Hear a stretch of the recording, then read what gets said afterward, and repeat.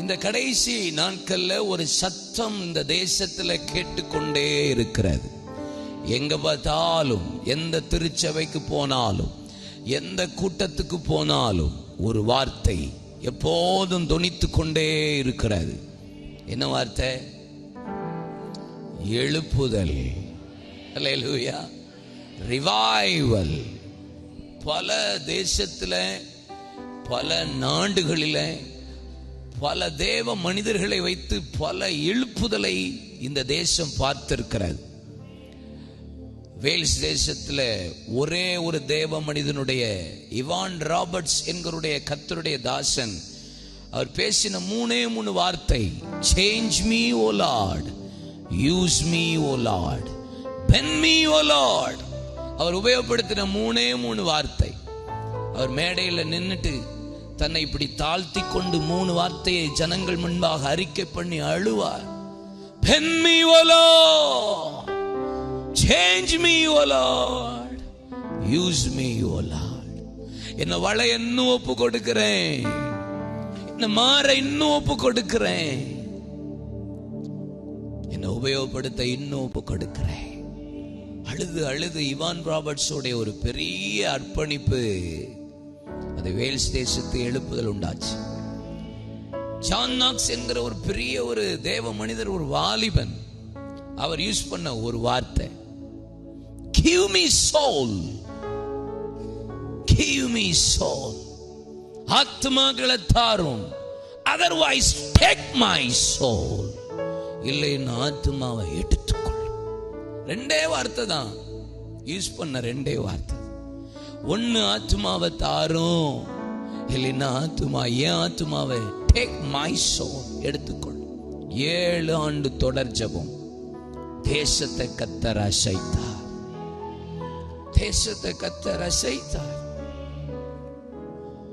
Lewis என்கிற ஒரு ஐலாண்ட்ல Dungan Campbell என்கிற ஒரு தேவ மனிதர் ஆலயத்தில் 2 கைகளை உயர்த்தி சங்கீதம் 24 வாசித்த போது, யார் கர்த்தருடைய பரிசுத்த பர்வதத்தில் ஏறுவார், யார் அவருடைய சமூகத்தில் நிலை நிற்பான், கைகளில் சுத்தம் உள்ளவனும் இருதயத்தில் மாசில்லாதவனும் பொய்யாய் ஆணையிடாதவனும் மாயைக்கு தன் ஆத்துமாவை ஒப்பு கொடாதவனுமாமே என்கிற வார்த்தையை வாசித்த போது, வழக்கமா பிரசங்கம் பண்ணுகிறவர், வழக்கமா ஜெபிக்கிறவர், வழக்கமா கர்த்தருடைய ஆலயத்தில் வந்து வாசித்து பாடி கர்த்தரை ஆராதிக்கிற மனிதன் அன்றைக்கு வாசித்த சங்கீதம் 24 2 கைகளை உயர்த்தி சொன்னா, பாவி ஆண்டவரே. ஒரு டங்கன் கேம்பலுடைய அர்ப்பணிப்பு லூயிஸை கர்த்தர் அசைத்தார். ஒரே ஒரு ஆளோட அர்ப்பணிப்பு, ஒரு ஆளோட அர்ப்பணிப்பு. வடசீனால ஜோனத்தான் கோஃபோர்த் என்கிற தேவ மனிதர் அழுது அழுது அழுது அழுது ஜெபிக்கிறாரு. எழுப்புதலே வரல. ஜோனத்தான் கோஃபோர்த் அழுகிறார். ஒரு பெரிய கூட்டத்துல ஸ்டேஜில் நின்று, ஆண்டவரே, எங்க தேசத்துல ஜெர்மன்ல இருந்து என்ன கொண்டு வந்தீங்களே, எதுக்கு இந்த சீனாவில் எழுப்புதல் வரலையான்னு அழுகிறார். ஏசாமி சொல்றாரு, பக்கத்துல நின்றுட்டு சொல்றாரு, மேடையில் இருக்கிற ஒரு ஊழியக்காரனுக்கு உனக்கு அவ்வளவு அவன் மேல கசப்பு, அவனை மன்னிக்க உனக்கு முடியல, நீ எப்படி எழுப்புதல் எதிர்பார்க்கிறன்னு கேட்டாரு. மேடையில், அதே மேடையில் 2 கையை உயர்த்தி ஜோனத்தான் கோஃபோர்த் அழுதார். என்ன ஒப்பு கொடுக்கிறேன் பாவி, அந்த ஊழியக்காரனை குறித்த கசப்பு எனக்குள்ள இருக்க, என்ன மன்னியும் அர்ப்பணித்தார். கர்த்தர் ஒரு எழுப்புதலின் காற்றை ஊற்றினார். Revival, not only preaching, not only teaching,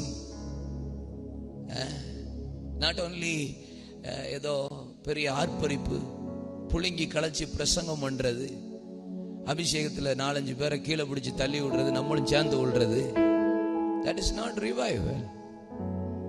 revival என்ன தெரியுமா? அர்ப்பணிப்பு, கமிட்மெண்ட். ஒவ்வொரு நாளும் தேவ சமூகத்தில் ஒப்பு கொடுக்கிறது. எஸ்தர் புஸ்தகத்தில் 7 விருந்து இருக்கு பைபிள்ல. எஸ்தர் புஸ்தகத்தில் 7 feast. அகாஸ்வே ராஜா 180 நாட்கள் ஹோல் தேசத்துக்கும் ஒரு விருந்து செஞ்சான் இருக்கு பைபிள்ல, தன்னுடைய ராஜ்யத்தின் மகிமையை வெளிப்படுத்துறதுக்கு. 2வது அகாஸ்வே ராஜா 7 நாள் சிங்கார வனத்தில் சிறியோர் முதல் பெரியோர் வரைக்கும் திராட்சரசத்தை பரிமாறி விருந்து கொண்டாடினான் இருக்கு. 3வது வஸ்தி செய்த விருந்துன்னு இருக்கு. 4வது அகாஸ்வே ராஜா சகல சலக்கரணையை கட்டளையிட்டு தேசத்துக்கு எஸ்தர் நிமித்தம் விருந்து செய்தாள் இருக்கு. 5வது எஸ்தர் ராஜாத்தி அகாஸ்வே ராஜாவுக்கு செய்த விருந்து. 6வது எஸ்தர் ராஜாத்தி அகாஸ்வே ராஜாவுக்கும் ஆமானுக்கும் செய்த விருந்து இருக்கு. ஆமா, கடைசியா ஒரு விருந்து இருக்கு. 7வது விருந்து பூரிம் என்கிற பண்டிகையின் விருந்து. அதுதான் ரிவைவல் ஃபீஸ்ட், எழுப்புதலின் பண்டிகையின் விருந்து. ஹல்லேலூயா. ஆமாமா. 3:15 சூசான் நகரம் கலங்கியது. ஆனா 8:15 அதே சூசான் நகரம் ஆர்ப்பரித்தது. 3:15 கலக்கம், 8:15 ஆர்ப்பரிப்பு. 3:15 கலக்கத்தை 8:15 ஆர்ப்பரிப்பாய் மாற வேண்டுமானால் 2:15 போய் பார்க்கணும். எஸ்தர் 2:15 சொல்லுகிறது, ஏகாய் நியமித்த காரியமே அல்லாமல் எஸ்தர் ராஜாத்தி வேற ஒன்றையும் கேட்டு வாங்கவில்லை. எல்லா கன்னிகைகளும் கன்னிமாட முற்றத்தில் இருக்கிற அறைகளிலே தங்களை பரிசுத்தப்படுத்தும்படி, ராஜாவின் பக்கத்தில் போய் உட்காரும்படி, தேசத்தில் ஒரு பெரிய மாற்றத்தை உண்டாக்க ராஜாவின் இருதயத்துக்கு ஏற்றபடி உட்கார்றதுக்கு தங்களை அலங்கரித்துக் கொள்ளுகிறார்கள். ஆனா எஸ்தர் ராஜாத்தி மட்டும்தான் ஏகா எதை பிக்ஸ் பண்ணானோ அதை மட்டும்தான் வாங்கினான். மற்ற எல்லா வாலிப கன்னிகைகளும் தங்களுக்கு இஷ்டமானதை எடுத்துக்கொண்டார்கள். அப்போ இப்போ ஒரு நியூ ட்ரெண்ட் வாலிப பிள்ளைகள் அப்படின்னு சொன்னா நம்ம ஒருவேளை நான் இப்படி நினைக்கிறேன், இந்த உலகத்துக்கு ஏற்ற வாலிப பிள்ளைகளா இருந்தா golden facial, silver facial, manicure, pedicure, facial, bleaching, அந்த இது இந்த இதுன்னு எடுத்திருப்பாங்கன்னு நினைக்கிறேன். என்ன ஒன்றும் தெரியாம மாதிரியே பாக்கியல தெரியாதோ? தோத்திரம்பா, கத்துறவங்களை ஆசீர்வதிக்கிட்டு அந்த இப்ப இருக்கிற பெண்கள் அப்படி எடுத்திருப்பாங்கன்னு நினைக்கிறேன். ஆனா ஏகாய் மட்டும், எஸ்தர் மட்டும் ஏகாய் நியமித்ததை எடுத்தான். ஏகாய் ஆவியானவருக்கு அடையாளம். ஆவியானவருக்கு தான் தெரியும் ஏசப்பாவுடைய இருதயம். அல்லேலூயா. நமக்கு சொல்லி கொடுப்பார் அப்பாவுக்கு எது பிடிக்கும். ஆமென். எஸ்தர் ராஜாத்தி விட்டு கொடுத்தால் முத அர்ப்பணிப்பு, அப்புறம் விழுந்து கிடந்தால், அப்புறம் விண்ணப்பம் பண்ணினால், அப்புறம் தான் விடுதலையை வாங்கி கொடுத்தார். கைத்தட்டி அப்பாவை மயப்படுத்துங்க பார்க்கலாம்.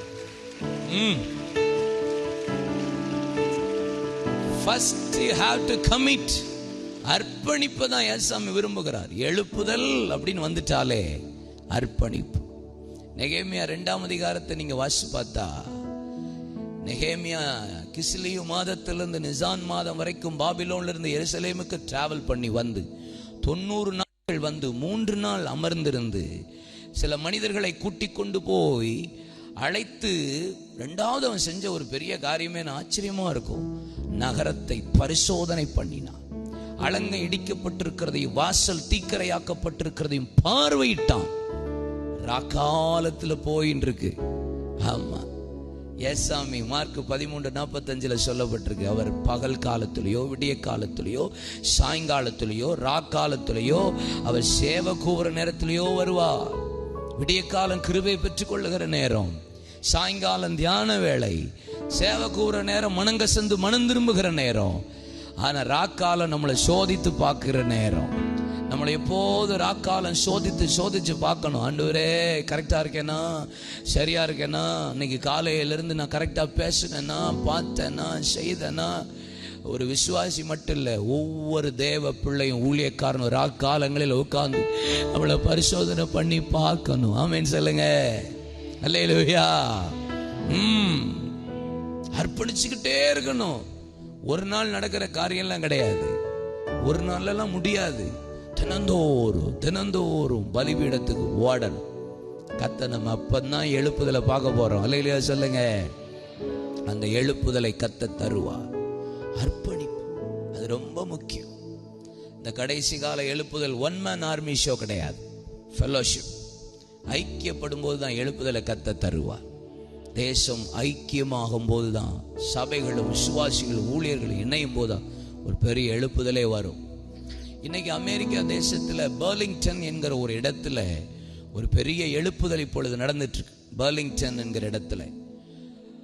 ராண்டி ஹாப்ஸ், லிசா ராண்டி ஹாப்ஸ், ஒரு பாஸ்டர், ஒரு பாஸ்டர்மா, அவங்க 2 பேருடைய 12 வார தொடர் ஜெபம் அழுது அழுது ஜெபிக்கிறாங்க. எங்க சபைக்கு எழுப்புதலை தாங்க. பர்லிங்டன்ல உட்கார்ந்து அழுகிறாங்க. சிடி டவுன்ஸ்டன் என்கிற ஒரு சுவிசேஷகரும் ஒரு மனைவியும் பர்லிங்டன் வழியா இன்னொரு நாட்டுக்கு போறாங்க. நீங்க வர்றீங்கல்ல, எங்க சர்ச்சில் ஒரு நாள் மீட்டிங் நடத்த வாங்கன்னு கேட்டு சிடி டவுன்ஸ்டன் ஒரே ஒரு நாள் சர்ச்சுக்குள்ள அலோவ் பண்ணி மீட்டிங் நடத்தினார் ராண்டி ஹாப்ஸ். நடந்தது என்ன தெரியுமா? இப்போ வருஷம் 1.25 ஆண்டு ஆயிட்டு, இப்போ வரைக்கும் சிடி டவுன்ஸ்டன் அந்த சர்ச்சை விட்டு போல. கர்த்தருடைய ஆவியான பலமா கிரியை செய்தா. இன்னைக்கு அந்த 4-வே ரோட்ல 12,000 ஸ்கொயர் ஃபீட்டுக்கு ஒரு பெரிய ஷெட் அடிச்சு இரவும் பகலும் அங்க ஜெபம் நடந்துட்டு இருக்கு. நைட்டு மட்டும் 5,000 6,000 வாலிபர்கள் ஜெபிக்கிறார்கள். கர்த்தர் ஒரு பெரிய எழுப்புதல, ஒரு சுவிசேஷகரையும் ஒரு பாஸ்டரையும் கர்த்தர் இணைத்து ஒரு பெரிய எழுப்புதலை கொடுத்துட்டு இருக்கிறார். ஆமென். பென்சகோலா ரிவைவல், ஒரு பெரிய ரிவைவல் நடந்தது, ஏர்போர்ட் ரிவைவல். அந்த ரிவைவல் அப்படிதான். ஸ்டீவன் ஹில் அப்படிங்கிற ஒரு சுவிசேஷகர், ஜான் ஹில் பேட்ரிக்ஸ் என்கிற ஒரு பாஸ்டர், லிண்டன் கூலி என்கிற ஒரு வர்ஷிப் லீடர், 3 பேரை கர்த்தர் இணைத்தார். இன்னைக்கு தேசம் எழுப்புதலை பார்த்துட்டு இருக்கு. இணைக்கிறாரா? ஐக்கியம் வருதா? ஒண்டியாய் விழுகிறவனுக்கு ஐயோ, ஒருவனாய் படுத்திருந்தால் சூடு உண்டாகுமா? முப்பரினுள் அறுபடாது.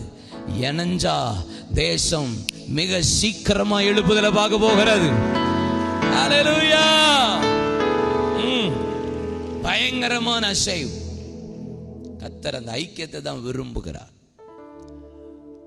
சவுத் ஆப்பிரிக்கால, நைஜீரியாவில் இப்போ ஒரு எழுப்புதல் நடக்குது.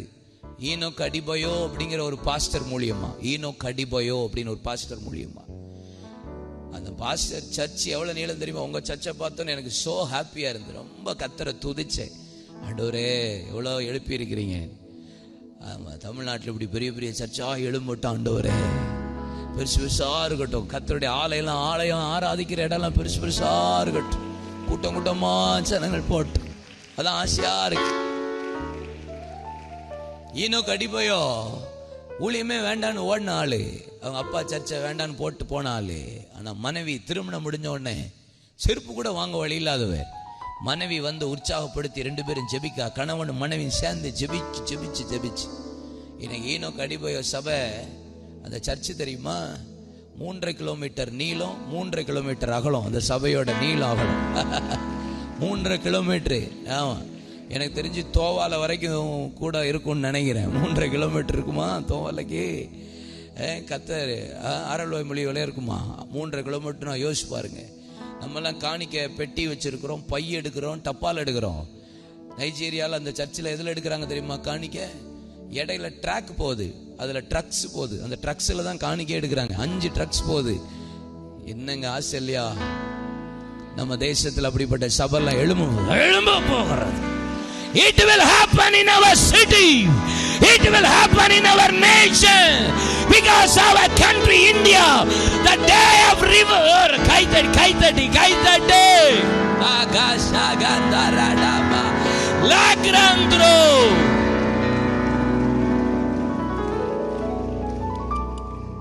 காணபோது அந்நிய கண்கள் அல்ல, இன்னொரு தலைமுறை எழும்ப போகிறதல்ல, நம்ம தலைமுறையை அந்த எழுப்புதலை பார்க்க போகிறோம். இனி ஒரு தலைமுறை இல்லை.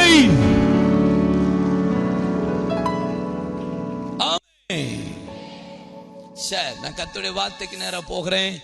எழுப்புதல் நாள் வருகிற ஜனவரி 19 உங்க பாஸ்டரையா கூட நான் இணைந்து பேசி கொண்டிருக்கிறேன். நாட் ஒன்லி இங்க, ஜனவரி 19 2019 அன்றைக்கு சனிக்கிழமை காலை 8 மணி முதல் இரவு 8 மணி வரை ஆண்டவர் என் உள்ளத்துல ஒரு பெரிய தரிசனத்தை போட்டார். நான் தூத்துக்குடி டிஸ்ட்ரிக்ட்ல இருக்கிறேன். என் பெயர் கார்த்திக் கமாலியல். எனக்கு ஒரு திருச்சபை இருக்கிறது, 13 கிளை சபை இருக்கிறது. தூத்துக்குடியில் 2 ஃபேக்டரி நடத்தி கொண்டிருக்கிறேன். 100 பேர் என் கம்பெனியில வேலை செய்கிறார். அது மத்தியில் கர்த்தருடைய ஊழியத்தை செய்கிறேன். எனக்கு 2 பிள்ளைகள், ஒரே ஒரு மனைவி மட்டும்தான். அல்லேலூயா. கர்த்தர் என்னை ஆசீர்வதிச்சிருக்கிறார். ஆண்டவருடைய கிருபையினால இந்த வருஷம் பல ஆண்டாய் தூத்துக்குடியில் 12 hours ஃபாஸ்டிங் ப்ரேயர் நடத்தி கொண்டிருக்கிறோம். ஆனா இந்த ஆண்டு கர்த்தர் தரிசனம் கொடுத்து தூத்துக்குடி மாவட்டத்தில் இருக்கிற தாலுகாவில் 12 hours நடத்துறதுக்கு சித்தம் கொண்டு நடத்தி 12 12 hours முடித்து விட்டோம். வருகிற ஜனவரி 8 டிசம்பர் 8 கடைசியா 12 hours நடத்தி முடிக்கிறோம். அடுத்த ஆண்டு எல்லா டிஸ்ட்ரிக்டுக்குள்ளேயும் போக வேண்டும் என்று ஆவியான சொல்லியிருந்தார். அதுக்கு மத்தியில் திருநெல்வேலி தாலுக்காவில், திருநெல்வேலி டிஸ்ட்ரிக்ட்ல இருக்கிற 16 தாலுக்காவில் ஒன்று போல 12 hours ஏற்படுத்த இந்த நடத்தினார் ஏசப்பா. சரின்னு கொஞ்சம் கொஞ்சமா பிரயாசப்பட்டு 16 இடத்துல எல்லா போதகர்களையும் இணைத்து 16 இடம் ஃபிக்ஸ் பண்ணினோம். நெக்ஸ்ட் ஆண்டவர் சொன்னா, not only Tirunelveli, go forward, move என உந்தி தள்ளி கொண்டே இருந்தார். சரி, தூத்துக்குடி, விருதுநகர் டிஸ்ட்ரிக்ட், அப்படியே போய் இப்போ ஓரளவு தமிழ்நாட்டில் இருக்கிற 32 டிஸ்ட்ரிக்ட் 300 தாலுக்காவிலையும் 19ஆம் தேதி 12 hours நடக்க போகிறது. புதுச்சேரி, காரைக்காலில் நடக்க போகிறது. சரி, தமிழ்நாடு முடிச்சு விட்டாச்சு, ஈஸி, அண்மை நடத்திடுவோம் பிளான் பண்ணிட்டு இருக்கும்போது ஏசப்பா பேசி இந்தியாவின் கதவை திறந்து எல்லா ஸ்டேட்லையும் இப்போ டிஸ்ட்ரிக்ட்லையும் நடக்க போகுது. சரி, இந்தியா முடிச்சுட்டேன்னு சொல்லி இருக்கும்போது அமெரிக்காவிலேருந்து ஒரு ஃபெல்லோஷிப், ரோல்ஸ்டர் என்கிற ஒரு இடத்துல நியூயார்க்கில் ஒரு ஃபெல்லோஷிப், அவங்களா நாங்கள் இந்தியா மேலே பாரமாக இருக்கிறோம், நாங்கள் அங்கே ஜெபிக்கிறோன்னு சொல்லி அவங்க அங்கே 12 மணி நேரம் ஜெபித்தாங்க. மோகன் சேனன் அதை ஷேர் பண்ண உடனே, அண்ணே ஏன் இந்தியாவோட நிறுத்துவோம், முழு உலகமும் 19ஆம் தேதி ஜெபிப்போம், இணைவோம், சத்தம் தேசத்தை அசைக்கிற நாள் வருகிறது, ராஜ்யம் மகிமைப்படுகிற நாள் வருகிறது, சாத்தானின் ராஜ்யத்துக்கு முற்றுப்புள்ளி வைக்கிற நாள் வருகிறது. ஜனவரி 19, 2019, the day of revival. Amen.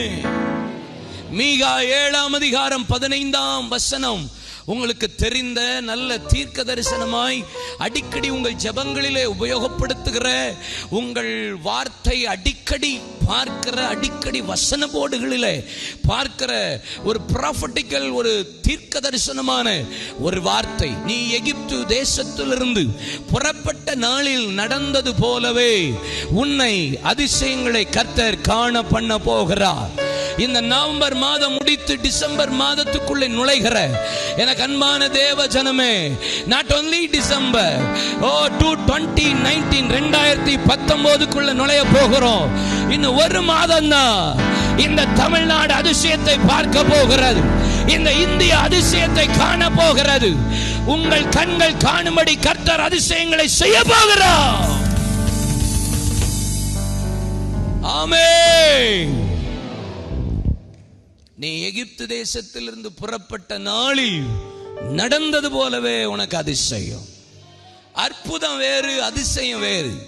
அற்புதம் இருக்கிறதுல கிரியை செய்கிறது, அதிசயம் இல்லாதவைகளிலே கிரியை செய்கிறது.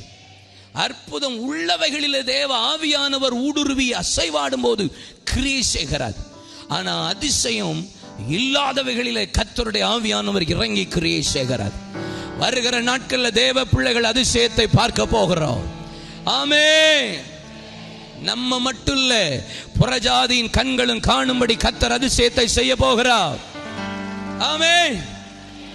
ஹல்லேலூயா. Praise God. அதிசயம் இஸ்ரவேல் ஜனங்களுக்கு தேவன் செய்தார். செங்கடலை பிளந்தார், வனாந்தரத்தில் வழி உண்டானது, அவாந்தர வெளியில் ஆறு உண்டானது, மேக ஸ்தம்பம், அக்கினி ஸ்தம்பம், மன்னாவினால் போஷித்தார், காடையினாலே போஷித்தார், கண்மனையில நீருற்று உண்டானது, மாறாவின் தண்ணீரை கர்த்தர் மதுரமாய் மாற்றினார், கழுகு தன் குஞ்சுகளை சட்டைகள் சுமக்கிறது போல தேவன் சுமந்து கொண்டு போனார், காண்டாமிருகத்துக்கு ஒத்த பலனை கர்த்தர் அவர்களுக்கு கொடுத்தார், அவர்களில் பலவீனப்பட்டவர்கள் ஒருவரும் இருந்ததில்லை, வஸ்திரம் பழமையாகல, பாதரட்சியின் வார் அருந்து போகல, அங்க விழுந்தது, யோர்தான் பின்னிட்டு போனது, நடக்கிற இடம், உட்காருகிற இடம், எழும்புகிற இடம் எல்லாமே அற்புதம், அதிசயம், கண்கள் காணும்படி தேவன் தம்முடைய பிள்ளைகளை ஆசீர்வதித்தார் என்று வேதம் சொல்லுகிறார். ஆமென். ஹல்லேலூயா. அதிசயத்தை கர்த்தர் காண பண்ணுவார். எனக்கு வேதத்தில் ரொம்ப பிடிச்ச ஒரு வசனம் இருக்கு. யாத்திராகமத்தின் புஸ்தகம் 14ஆம் அதிகாரத்தின் 25வது வசனம். இஸ்ரவேல் ஜனங்கள் எகிப்தை விட்டு புறப்பட்டுட்டு செங்கடலின் வழியாக வெட்டாந்தரையில கர்த்தர் அவர்களை அழைத்து கொண்டு போய் அக்கறைப்படுத்தும் போது பார்வோனும் அவனுடைய சேனையும் பின்பாக வந்து இஸ்ரவேலர்கள் கடந்து போனது போலவே எகிப்தியரும் செங்கடலின் ஊடாக பிரவேசித்தார்கள். அப்பொழுது அழகாக அந்த வார்த்தை இருக்கிறது, எனக்கு ரொம்ப பிடிக்கும். ரொம்பன்னா ரொம்ப ரொம்ப ரொம்ப ரொம்ப ரொம்ப ரொம்ப பிடிக்கும். அந்த 25 ரொம்ப பிடிக்கும். ஆதியாகமம் 26ஆம் அதிகாரத்தில் அங்கே ஒரு 27 28 ரொம்ப பிடிக்கும். அந்த மாதிரி சில வசனங்கள்லாம் எனக்கு ரொம்ப ரொம்ப ரொம்ப ரொம்ப பிடிச்ச வசனங்கள் இருக்கிறது. அது எப்படி வார்த்தைகள்னா, நம்ம சர்ச்சில் மைக்க பிடிச்சி முக்காடை போட்டு கர்த்தருடைய பரிசுத்த நாமத்துக்கு ஸ்தோத்திரம் உண்டாவதாக, கர்த்தர் என்னையும் சாட்சியாய் நிறுத்தினார், ஆண்டவர் ஸ்தோத்திரம் உண்டாவதாகன்னு பாட்டு பாடி சொல்ற சாட்சி இல்லை, அங்க வேற சாட்சி இருக்கிறது.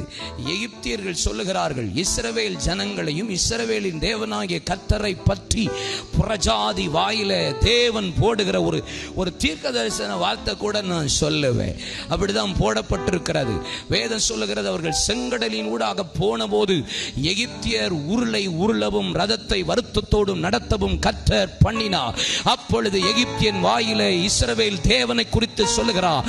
எகிப்தியரை பார்த்து சொல்றான், இஸ்ரவேலின் தேவனாகிய கர்த்தர் எகிப்தியருக்கு விரோதமாய் இஸ்ரவேலுக்கு துணையாக யுத்தம் பண்ணும்படி தேவன் அவர்கள் ஆண்டவர் நமக்கு விரோதமாய் எழும்பிட்டாருடா, இனி முடியாது என்று சொல்லுகிற ஒரு பெரிய சாட்சி வருகிற நாட்கள்ல இனி அது நடக்க போகிறது. இனி வருகிற நாட்கள்ல தேசம் அதை காண போகிறது. சபையை அடிக்க வரும்போது, சபையை துன்புறுத்த வரும்போது, பாஸ்டரை அடிக்கும் போது, சபையை மூடும் போது, டிராக்ஸ் கொடுக்காதன்னு சொல்லும் போது, அவன் பாடாதன்னு சொல்லும் போது, கர்த்தர் செய்கிற காரியத்தை இந்த உலகம் முழுவதும் கண்கள் காண போகிறது. இவர்கள் ஆராதிக்கிற தெய்வமே ரட்சிக்கத்தக்கவர், வல்லமையுள்ள தேவன் என்று எழுதும்படி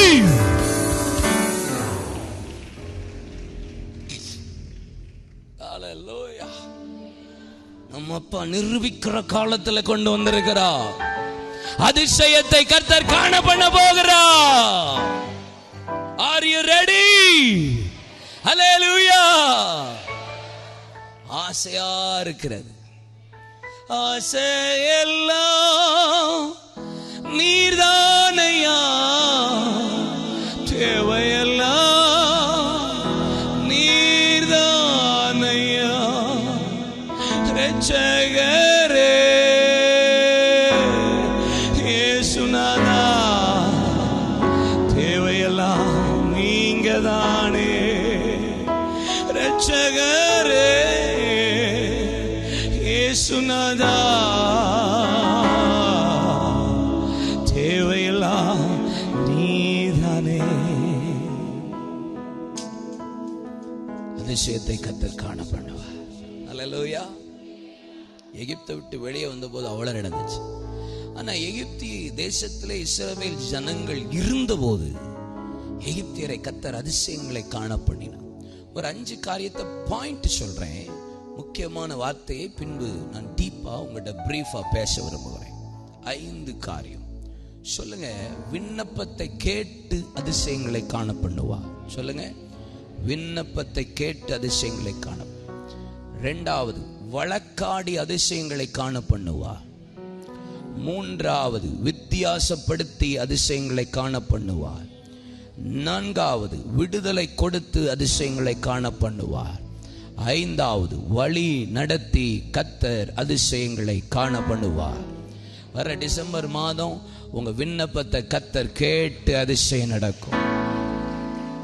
யாத்ரா 1:14 2ஆம் அதிகாரம் கடைசி 3 வசனம், 3ஆம் அதிகாரம் 7, 8, 9 வசனங்களிலே சொல்லுகிறது, இஸ்ரவேல் ஜனங்களுடைய ஜீவனை எகிப்தியர் கசப்பாக்கினார்கள்.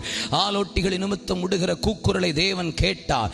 உபத்திரவத்தை பார்த்தார், விண்ணப்பத்தை கேட்டார், கண்ணீரை கண்டார். கர்த்தர் இறங்கி வந்து இஸ்ரவேல் ஜனங்களுடைய பல ஆண்டு கால ஜெபத்துக்கு பதிலை தேவன் கேட்டார். உங்க ஜெபத்தை கர்த்தர் கேட்டு அதிசயத்தை காண பண்ணுவா. அல்லேலூயா. ஆபிரகாம் ஆண்டவர் சொல்றாரு, உன் தேசம், உன் ஜனங்கள், உன் சந்ததியார் அந்நிய தேசத்துல 400 ஆண்டுகள் அடிமைகளா இருப்பார்கள். எத்தனை வருஷம்? 400 லாங் இயர்ஸ், 400 வருஷம். ஆனா வேதம் சொல்லுகிறது, இஸ்ரவேல் ஜனங்கள் 430 ஆண்டு காலம் அடிமைகளா இருந்தார். 400 30 ஆண்டு காலம். ஏன் இந்த அடிமைத்தனம்? 400 + 3 30 years, 430 வருஷம். ஏன் எக்ஸ்ட்ரா? 390வது ஆண்டே கர்த்தர் மோசேயை தட்டி எழுப்பும்படி மோசேயை தேவன் எழுப்புறார்.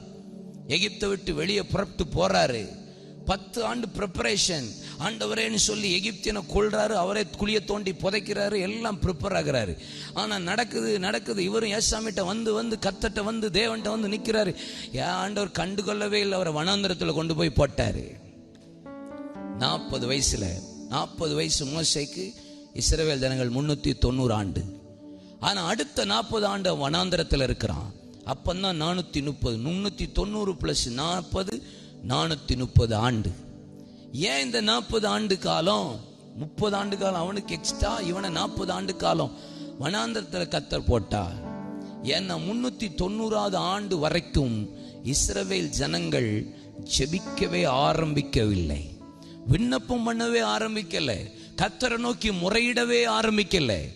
ஆனா எப்போ 430வது ஆண்டு அவர்கள் ஜெபம் பண்ண தொடங்கின உடனே, விண்ணப்பம் பண்ண ஆரம்பித்த உடனே கர்த்தர் வனாந்தரத்திலிருந்து மோசேயை எழுப்பி கொண்டு போய் விண்ணப்பத்தின் சத்தத்தை கேட்டு, கண்ணீரை கண்டேன், பெருமூச்சின் சத்தம் என் சமூகத்தில் எட்டியது, உபத்திரவத்தை பார்த்தேன்னு சொல்லி தேவன் அதிசயத்தை காண பண்ணுகிறவர். When you start pray, நீங்கள் ஜெபிக்க தொடங்கினால் கர்த்தர் சத்தத்தை கேட்பார். இதுவரை நீங்க ஜெபித்த ஜெபத்திற்கு, இனி ஜெபிக்க போகிற ஜெபங்கள் சத்தத்துக்கு கர்த்தருடைய செவி திறந்தவைகளாய் இருக்கிறது. கர்த்தர் அதிசயங்களை காண பண்ணுவார். வழக்காடினாரா? யாத்திராகமம் 5 முதல் 10 7 வசனங்கள், 6ஆம் அதிகாரம் முதல் 6 வசனங்கள், 7ஆம் அதிகாரம் முதல் 5 வசனங்கள், 8 இதுல எல்லாம் 10ஆம் அதிகாரம் வரைக்கும் வசனங்கள்லாம் முதல் 5 6 வசனங்களை வாசி பாருங்க. இஸ்ரவேல் ஜனங்களுக்காக மோசே பார்வோனுக்கு முன்னாடி போய், என் ஜனங்களை வனாந்தரத்தில் வழிவிட்டு அனுப்பு என்று ஆராதிக்கும்படி கர்த்தர் சொன்ன வார்த்தையை கொண்டு போய் நிறுத்தி பேசுறான் பாருங்க. நமக்காக பேசுறதுக்கு, வழக்காடுறதுக்கு, நீதி செய்கிறதுக்கு கர்த்தர் எழுந்தருளி நிற்க போகிறார். வழக்காட ஆளை கர்த்தர் கொண்டு போய் நிறுத்துவா. உங்க நீதி புரட்டப்படுதா, உங்களுக்கு அநியாயம் நடக்குதா, நம்ம காரியத்தை இந்த உலகமும் அரசாங்கம் கண்டுகொள்ளலையா, கர்த்தர் நமக்காக வழக்காட போகிறார். அதிசயத்தை பார்ப்பீர்கள். அது ஊழியமா இருக்கலாம், குடும்பமா இருக்கலாம், உங்க வியாபார காரியமா இருக்கலாம், whatever may be. அதிசயம். 3வது ஆண்டு சொல்லாரு, வித்தியாசப்படுத்தி. என்ன படுத்தி? ஆமா, யாத்திராம் 8:23, 9ஆம் அதிகாரம் முதல் 7 8 வசனங்கள், 10ஆம் அதிகாரம் 23ஆம் வசனம், 11ஆம் அதிகாரம் 7 8 9 வசனங்கள், 12ஆம் அதிகாரம் 24 25 வசனங்கள். இஸ்ரவேல் ஜனங்கள் எகிப்து தேசத்தில் இருந்தபோது எகிப்துக்கும் இஸ்ரவேலுக்கும் வித்தியாசத்தை உண்டாக்கினார். இஸ்ரவேல் ஜனங்கள் எகிப்து தேசத்தில் அடிமையா இருந்தபோது எகிப்து எங்கும் வண்டுகளின் வாதித்தார். ஆனா இஸ்ரவேல் தேசத்தில் வண்டு இல்லாதபடி வித்தியாசப்படுத்தினார். இஸ்ரவேல் ஜனங்கள் எகிப்து தேசத்தில் அடிமையா இருந்தபோது எகிப்து எங்கும் அந்தகாரம் உண்டாயிருந்தது. எல்லாரும் தடவி நடந்தார்கள். ஆனா இஸ்ரவேல் தேசத்தில் மாற்றும் வீட்டில் வாசல்ல வெளிச்சம் உதித்தது. இஸ்ரவேல் ஜனங்கள் எகிப்து தேசத்தில் அடிமைகளா இருந்தபோது ஓலங்களும் ஒப்பாரிகளும் கூக்குரலும் அழுகுரலும் உண்டாயிருந்தது. ஆனா இஸ்ரவேல் தேசத்தில் ஒரு ஆடு மாடு கூட மரிக்காதபடி கர்த்தர் வித்தியாசப்படுத்தி தேவன் நடத்தினார். மல்கியா 3:18, ஜெபிக்கிறவனுக்கும் ஜெபிக்காதவனுக்கும், பரிசுத்தமா இருக்கிறவனுக்கும் பரிசுத்தம் இல்லாதவனுக்கும், ஊழியம் செய்கிறவனுக்கும் ஊழியம் செய்யாதவனுக்கும் God wants to separate. பிரிப்பா, வித்தியாசப்படுத்துவா. உலகம் எது, தேவ பிள்ளைகள் யாருன்னு அப்பா வித்தியாசப்படுத்துற நாள் வருகிறது. அல்லேலூயா சொல்லுங்க. ஈசாக்கு விதைத்தான். ஈசாக்கு துறவை தோண்டும் போது வாக்குவாதம் பண்ணல, அங்க சண்டை பண்ணல, விட்டு கொடுத்துட்டே வந்தான். கடைசியில் அபிமெலேக்கரும் கேருழாய் மேய்ப்பரும் சொல்லுகிறார்கள், இவன் செய்வதெல்லாம் கர்த்தர் வாக்கிய பண்ணுகிறார், இவனோடு கர்த்தர் இருக்கிறாராமே என்று உடன்படிக்கை பண்ணுகிற காலம் இனி. கர்த்தர் உங்களை வித்தியாசப்படும். நீங்க விட்டு கொடுத்த நாட்களுக்கு ஈடாக அமைதியா பொறுத்திருந்து கோபப்படாம எல்லாத்துக்கும் சகித்த உபத்திரவத்தை பாடுகளை ஏற்றுக்கொண்டு அமைதியா இருந்த நாட்களுக்கு பலன் வருகிறது. கர்த்தர் உங்களை வழக்காடுவார், விண்ணப்பத்தை கேட்பார், வித்தியாசப்படுத்துவார். விடுதலை கொடுத்த அதிசயம். விடுதலைன்னா எப்படி தெரியுமா? எப்படி விடுதலை தெரியுமா? பார்வனே கூப்பிடுறான், வாயா, உங்க அநியாயம் தாங்க முடியலடா, கிளம்பி போங்கடா என்ன ஆசீர்வதிச்சிட்டுன்னு. அல்லேலூயா சொல்லுங்க. இனி தேசம் விடுதலையாய் கர்த்தர் ஆராதிக்கிற நாள். இனி பொறுத்து ஜெபம் பண்ணாத, பாடாத, ஆராதிக்காத, பிரசங்கம் பண்ணாத, சபைய கட்டாத, ட்ராக்ஸ் கொடுக்காத. இனி இந்த தேசம் பார்க்க போகிறது. Go, go, go forward. Go, go forward. Hallelujah. எல்லாத்திலும் விடுதலை தான். வழி நடத்துவாரா? அப்படிதான் போட்டிருக்கு 12ஆம் அதிகாரத்துல 25ல. மேக ஸ்தம்பம், அக்னி ஸ்தம்பம். இல்ல, நமக்கு எப்பப்ப எப்படி எப்படி தேவையோ அப்படியே நம்மளை வழி நடத்துவா. கரம் பிடித்து கரம் பிடித்தென்னை வழி நடத்தும் கண்மணி போல காத்து கொள்ளும்.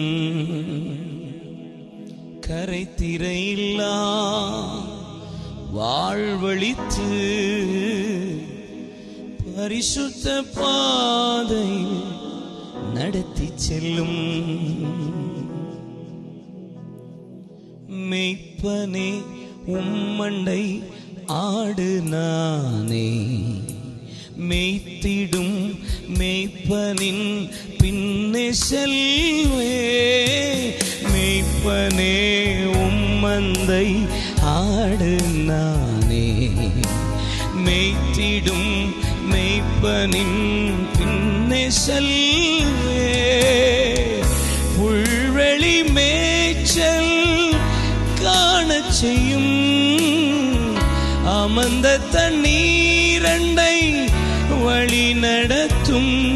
உன் கோளினை கொண்டு என் பாதை மாற்றும். கரம் பிடித்தென்னை வழி நடத்தும் கண்மணி போல காத்து கொள்ளும்.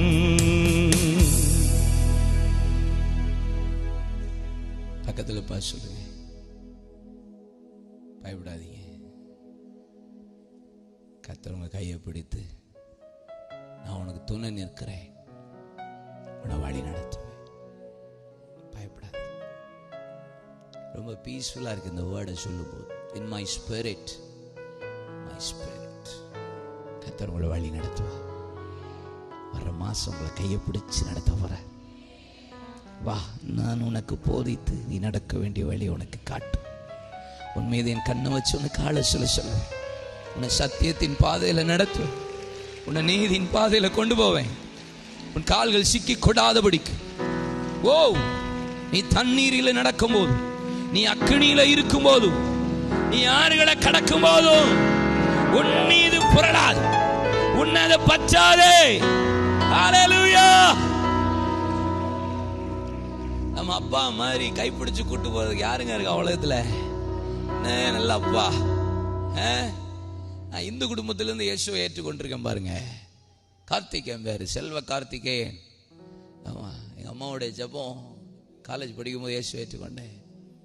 அழகா நடத்துவார், செமையா நடத்துவார். நம்ம தூரம் எங்கேயாவது வேலைக்கு போயிட்டாலும் ஏண்டா போற வாடான்னு கையை பிடிச்சு கூட்டு போயிடுவாரு. அவ்வளோ அநியாயத்துக்கு நல்ல அப்பா நம்ம அப்பா. ஆமா, நம்ம எவ்வளவு அநியாயத்துக்கு மோசமான ஆட்களோ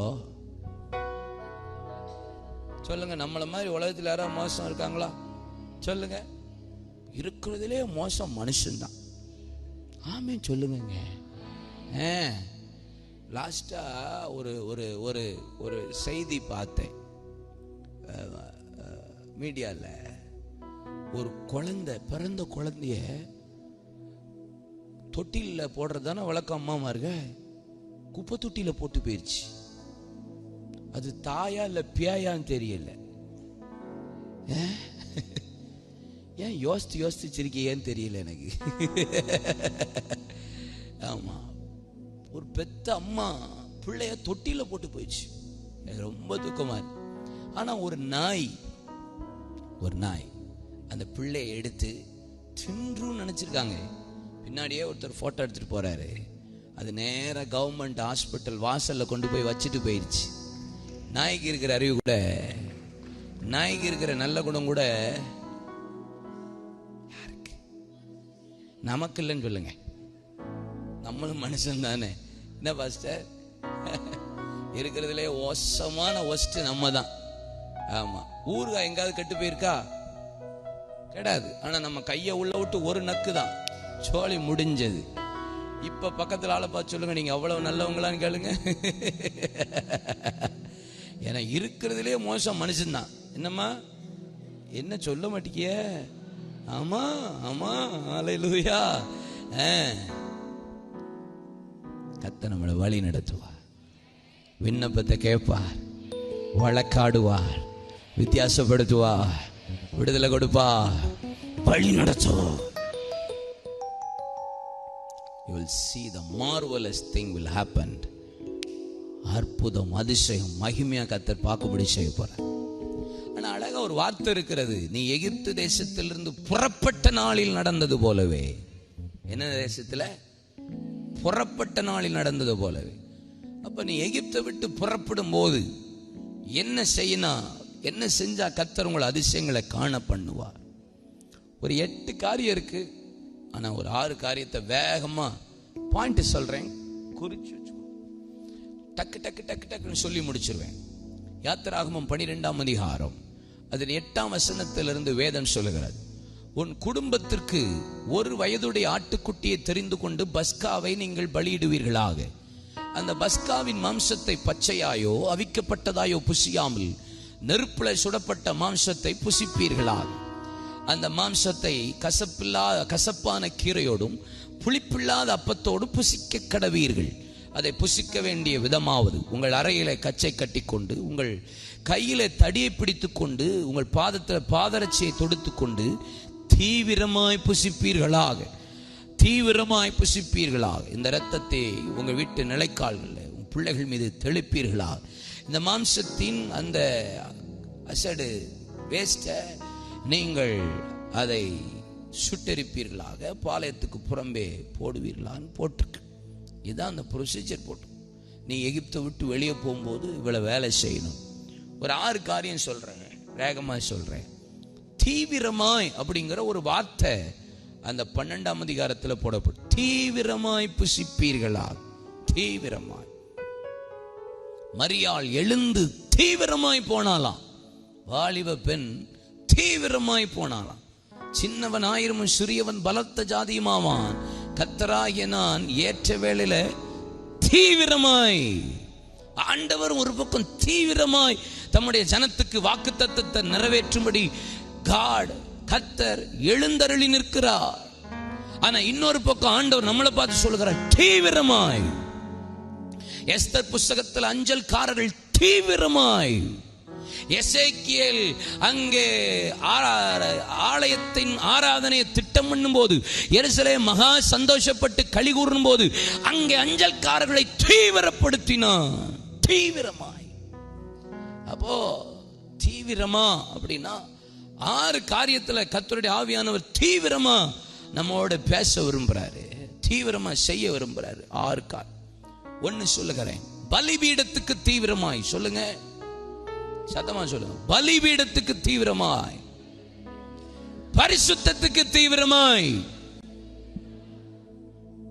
பரிசுத்தத்துக்கு பண்பட தீவிரமாய்.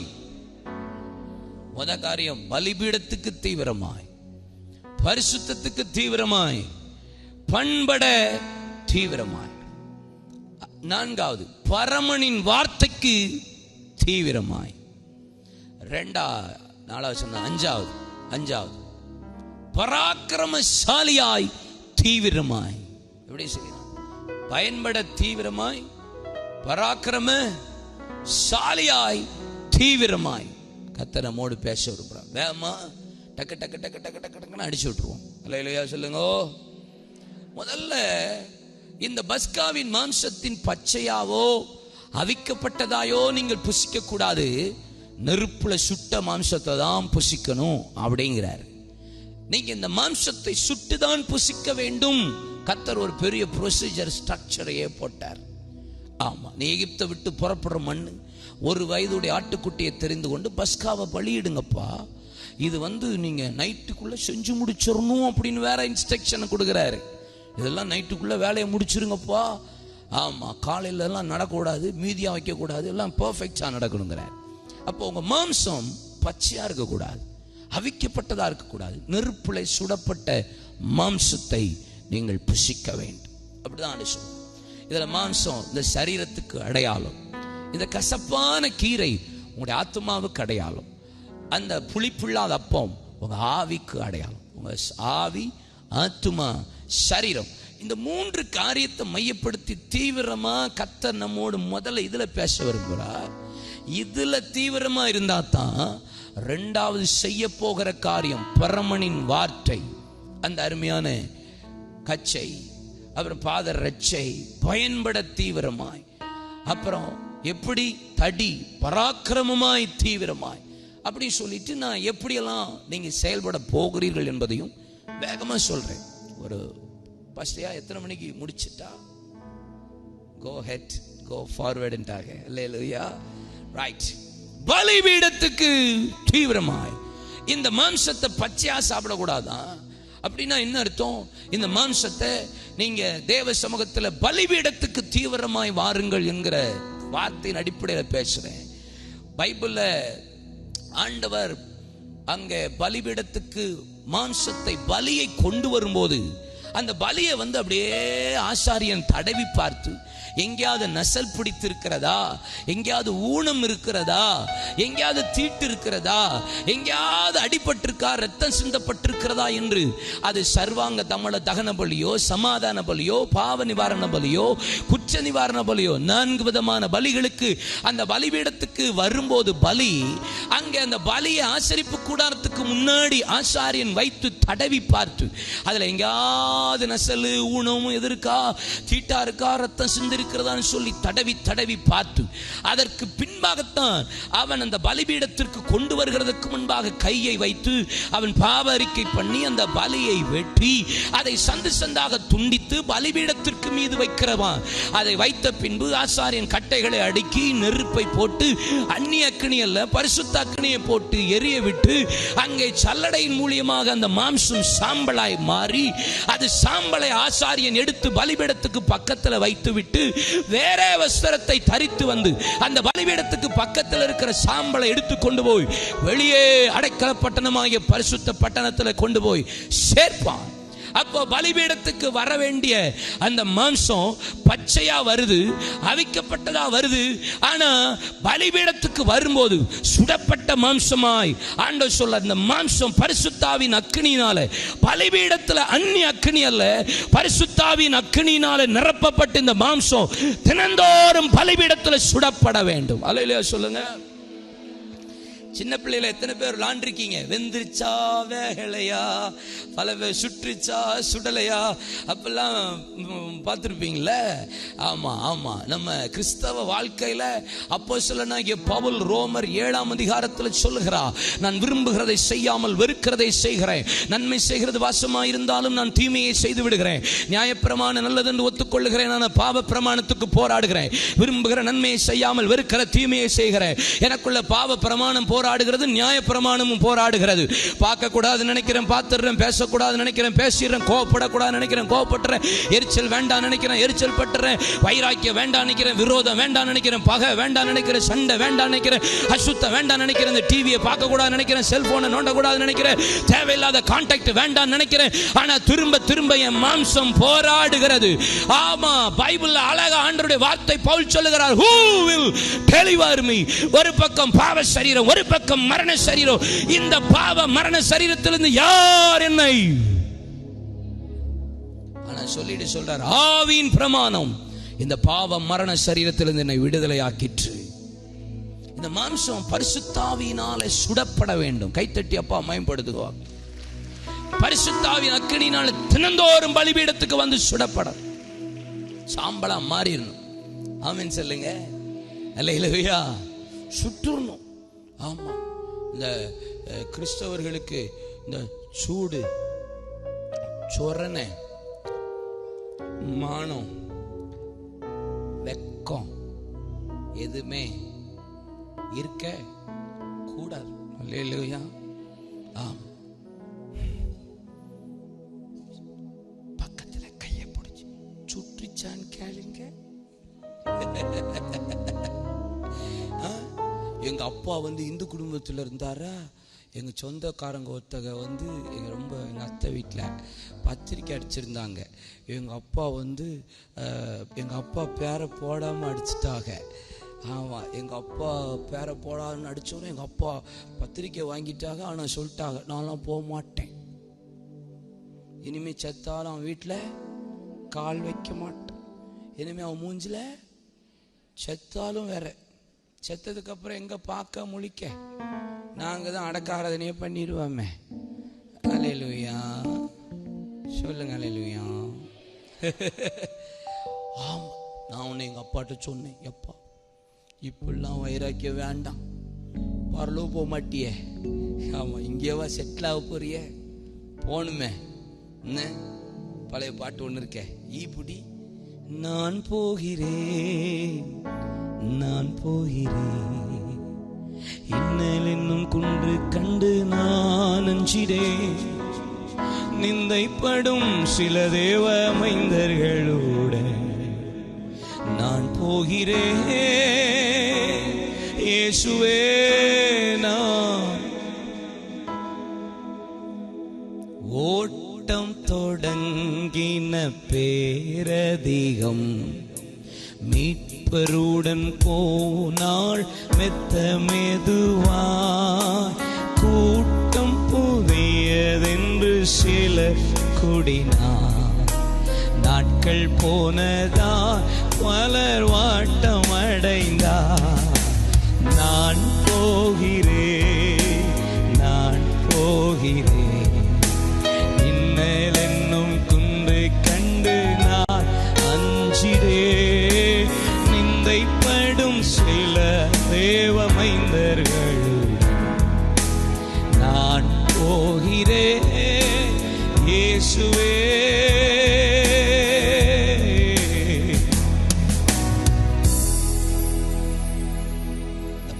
பரிசுத்தாவினால தினந்தோறும் சுற்றணும் சுற்றணும் சுற்றணும். அல்லேலூயா சொல்லுங்க, ஆமென்.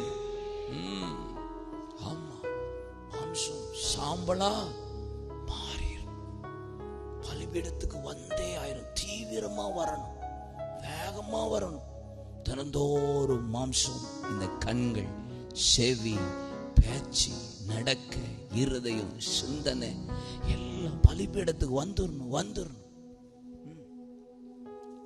பலிபீடத்துக்கு வர்ற பலிய ஆசாரியன் செக் பண்ணி பார்க்கறானா. பைபிள் அப்படிதான் போட்டிருக்கு இல்ல, செக் பண்ணி பார்க்கறானா. மல்கியா 3ஆம் அதிகாரத்துல மல்கியா 1:6 பார்த்தீங்கன்னா அழகா ஒரு வசனம் இருக்கு. எப்பா உன் எஜமானுக்கு நசல் கொண்டதையும் ஊனமடையதையும் நீ கொண்டு போய் கொடுப்பியா? உன் எஜமானதுல பிரியப்படுவாரா? பிரியப்பட மாட்டாரே. நான் எஜமானால் எனக்கு பயப்படுகிற பயம் எங்கே? நான் பிதாவானால் எனக்குரிய கனம் எங்கே? ஆமா ஆமா ஆமா, ஆண்டவர் சொல்றாரு, வர்ற பலி பரிசுத்தமா இருக்கணுமா இருக்கிறாரு. பலிபீடத்துக்கு கொண்டு வர்றது தீட்டானதா இருக்க கூடாதா, நசல் கொண்டதா இருக்க கூடாதா, ஊனமுட்டையதா இருக்க கூடாதா. ஆசாரியன் தடவி பார்க்கிறான். நம்ம பல நேரம் சில நேரங்களில் சில சபையைத்தான் நம்ம குற்றப்படுத்துகிறோமே தவிர, சபைக்கு வருகிற அந்த பலியாகிய ஆடு எவ்வளவு ஊனமா இருக்கு, அது சரியா பரிசுத்தமா இருக்குதான்னு பல பேர் நம்மளை செக் பண்றதே கிடையாது. சபையை சில நேரம் குற்றப்படுத்துகிறோம், ஆசாரியனை குற்றப்படுத்துகிறோம், ஊழியத்தை குற்றப்படுத்துகிறோம், ஊழியக்காரனை கை நீட்டி பேசுறோம். நாம் பலிபீடத்துக்கு வருகிற பலி ஊனமா இருக்கிறனா, நசல் பிடிச்சிருக்குதா, எங்கேயாவது தீட்டா இருக்கிறதா, எங்கேயாவது அடிபட்டு இருக்கிறதா என்று செக் பண்ணி பார்க்கிறதே இல்லை. இந்த இரவு கர்த்தர் உங்கள் அதிசயங்களை காண பண்ண போகிறார். பலிபீடத்துக்கு தீவிரமாய் வருவீர்களானா, அந்த பரிசுத்த ஆவியின் அக்கினியினால் சுடப்பட உங்களை ஒப்பு கொடுப்பீர்களானா, இந்த மாம்சத்தை செக் பண்ணுங்க. அல்லேலூயா. ஆமா, கோவமே வந்துடக்கூடாது. அல்லேலூயா. ஆமா, பலிபீடத்துல 3 பலிபீடம் இருக்கு பைபிள்ல. என்ன மண் பலிபீடம், கல் பலிபீடம்னு. ஆனா இன்னொரு பலிபீடம் இருக்கு, மரத்தினால் செய்யப்பட்டு வெண்கல தகட்டினால் மூடப்பட்ட பலிபீடம் இருக்கு. மரங்கிறது மாம்சம், வெண்கலங்கிறது கிருபை. இப்ப இந்த மாம்சத்தை மூடுறதே கிருபை தான். ஆமென் சொல்லுங்க. ஆமா, நமக்கு வர்ற கோபம், பழைய சுபாவம், எரிச்சல், கசப்பு, விரோதம் அப்படியே சில ஆளை பார்த்த உடனே எழும்பி வரும். உடனே கிருபையை வச்சு மூடி ஸ்டாப் பண்ணி பலிபீடத்துக்கு வந்துடணும். கை தட்டி அப்ப அமைப்படுத்துங்க பார்க்கலாம். ஹல்லேலூயா.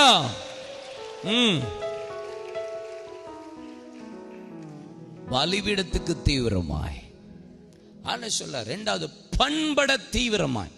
என்ன பட? பண்பட தீவிரமாய். ஆமா, பண்பட உருவாக்க. கர்த்தர் நம்மளை உருவாக்க விரும்புறார். கசப்பான கீரையை சாப்பிடுங்கிறாரியா.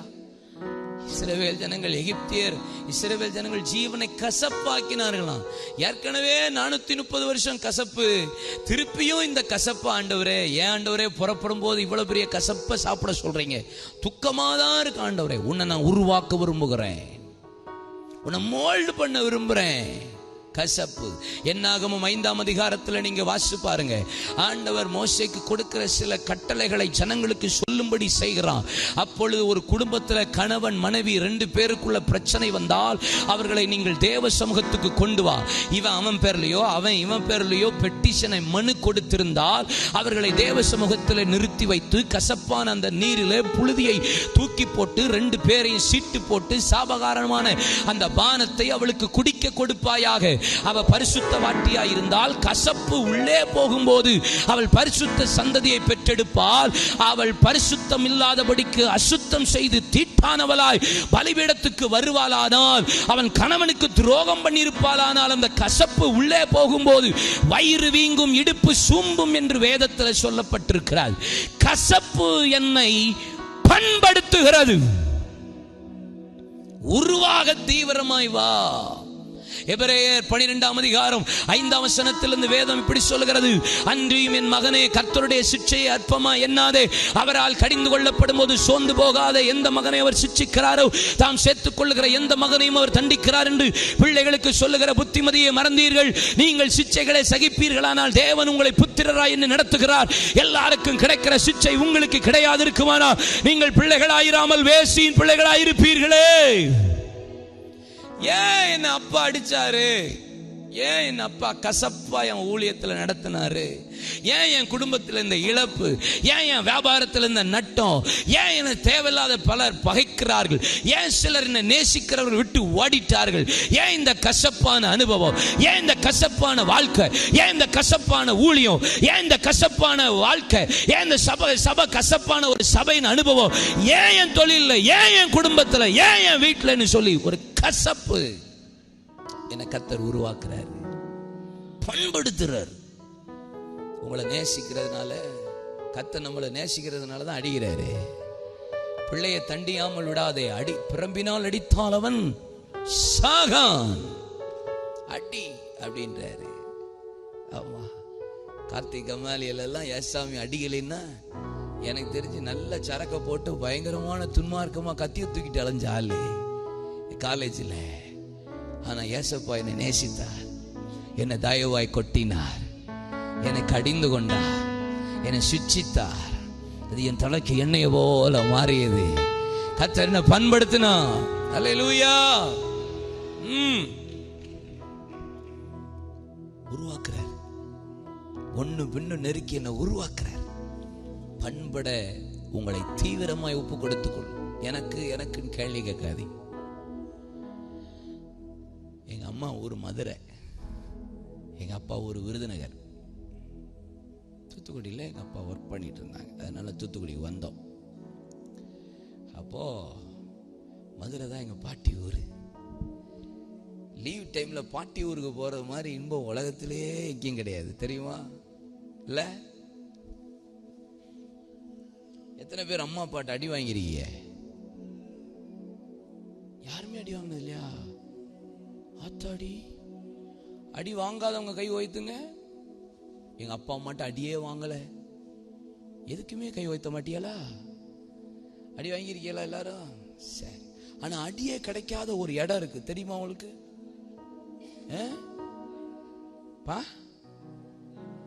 பாட்டி தாத்தா வீடு தான் அடியே விடாது. என்ன செஞ்சாலும் பல்ல காட்டிகிட்டே இருப்பாங்க இந்த பாட்டி தாத்தா எல்லாம் இல்லை. ஆமாம், என் மகனுக்கு ஒரு நாள் இந்த டிவிஎஸ்ல ஒரு பைக்கு வந்துச்சுன்னு சொல்லி ஒரு 185cc வாங்கி கொடுத்துட்டேன். அவர் ஓட்டிட்டு போய், எங்கள் அப்பா இறந்துட்டார் போன வருஷம் மே மாதம், பரலோகம் போயிட்டார். இது வருஷம் ரொம்ப வருஷத்துக்கு முன்னாடி நடந்து சொல்கிறேன். பைக்கில் போய் பொத்துன்னு விழுந்துட்டார் எங்கள் ஐயா, எங்கள் அப்பா, என் தம்மாவே விழுந்து பைக்கில் அட்டி, என் மவனுக்கெல்லாம் செம அட்டி. நேராக வீட்டுக்கு படுக்க போட்டோம். ஹாஸ்பிட்டலில் போய் ஊசியெல்லாம் போட்டு பைக்கையும் தூக்கிட்டு வந்தாச்சு. எங்கள் ஐயா போன, எங்கள் அம்மா போட்டு விட்டாங்க. எங்கள் ஐயா நேராக வேகமாக கிளம்பி வந்தார். பார்த்தார் பைக்கை, கோவப்பட்டார். நேராக உள்ளே போனார். என் மகனை பார்த்து அழுதார். என் பிள்ளைய எப்படி அடிபட்டுருச்சு, பேர பிள்ளைய பார்த்து. வெளியே திரும்பி வந்து பைக்கு கிட்ட ஒரு 15 நிமிஷம் பைக்கோட சண்டை போட்டிருப்பார். ஆம், மாறி மாறி பைக்குக்கும் திட்டு, எனக்கும் திட்டு. விழுந்தது என் மகன், திட்டு ஃபுல்லாக எனக்கும் பைக்குக்கும். பைக் எங்கேயாவது பேசுமா, நீ நாசமா போவேங்கிறாரு பைக்கை பார்த்து. எங்க அக்கா, 2வது அக்கா கரூர்ல பிரின்சிபலா இருக்கா ஒரு ஸ்கூலுக்கு. அவளுக்கு 3 பொட்ட பிள்ளைய. 2வது வந்து ட்வின்ஸ் கேர்ள் பேபி, 2ம் அழகா இருப்பாள். ஒருத்தி என் வீட்டில் தான் வளர்ந்தா. எங்க அப்பா பாப்பான்னு பார்ப்பார். எங்க அப்பா தரையில படுத்து கர்றன்னு கொரட்டை விட்டு தூங்குவார்.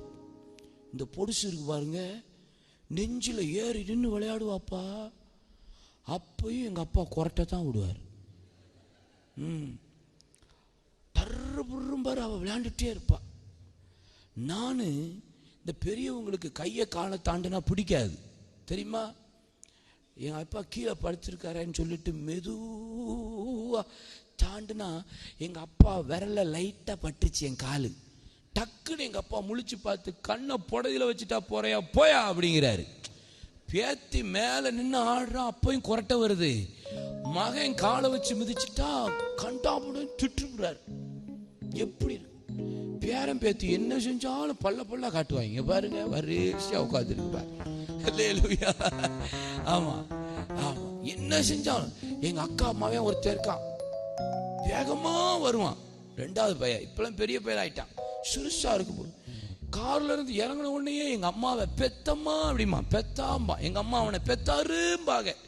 இவன் பெத்தாமான்ட்டு வருவான். வரும்போதே உடைச்சிட்டே தான் வருவான் எல்லாத்தையும். எங்க எனக்கு ஆத்தாடி நம்ம வாங்கி வச்சதெல்லாம் போச்சேன்னு நினைப்பேன். எங்க அம்மா உடஞ்சிருச்சும்பாங்க. நல்லா உடைங்கத்தான், குடும்பமா சேர்ந்து கர்த்தர் உங்களை ஆசீர்வதிப்பாராக. ஏன்னா பாட்டி தாத்தாவுக்கு பேரம் பேத்தி என்ன செஞ்சாலும் பல்ல தான் காட்டுவாங்க. நானும் ஒரு தடவை எங்க பாட்டி வீட்டுக்கு போயிட்டேன், மதுரைக்கு. பாட்டி வீட்டு எங்கள் அப்பா அப்போல்லாம் இயேசுவை ஏற்றுக்கொள்ளலை. எல்லாம் கோயில் குளமா சுற்றி சுற்றி சுற்றி சுற்றி கூட்டு போவார் டூருக்கு. திருச்செந்தூரில் ஆரம்பிச்சு திருப்பதியில் மொட்டை போட்டு முடிப்பார். கடைசி மொட்டை அங்கே தான், மொட்டை பட்டை கொட்டையோட முடிச்சு பாட்டி வீட்டில் கொண்டு போய் விட்டுருவார். விட்டா நாங்கள் 4 பேர் எங்கள் வீட்டில், எங்கள் சித்தி பிள்ளையும் மாமா பிள்ளையெல்லாம் பொடுசா ஒரு 15 டிக்கெட்டு ஜாலியாக விளையாண்டுட்டு இருப்போம். எங்கள் பாட்டி வீட்டு முன்னாடி நல்ல இடம் இருக்கும், அழகாக இருக்கும், ஆசையாக இருக்கும். மதுரைக்கு போனாலே பாட்டி வீடு எவ்வளோ இன்னும் ஃப்ரீடமாக இருக்கும். படிக்க வேண்டாம் பாருங்க, படிக்க வேண்டாம் பாருங்க, அது ரொம்ப ஆசை. ஆமாம், பாஸ்டர் 2 பையன்கிட்ட வரும்போது நல்லா பேசிகிட்டு இருந்தேன். ஷாலோம் 2 ஷாலோம்கிட்ட. ஆமாம், 2 பேரும் படிக்கிறாங்க 10th 9th. நாளைக்கு ஸ்கூல் ஆப்பான்னு கேட்டேன். ஆமாண்ணா, ரொம்ப பரிதாபமாக இருந்துச்சு. ஏன்னா எனக்கும் தெரியும் ஸ்கூலுன்னா எவ்வளோ வேதனைன்னு. எவன் தான் இந்த ஸ்கூலை கண்டுபிடிச்சான்னே தெரியல. அல்லேலூயா.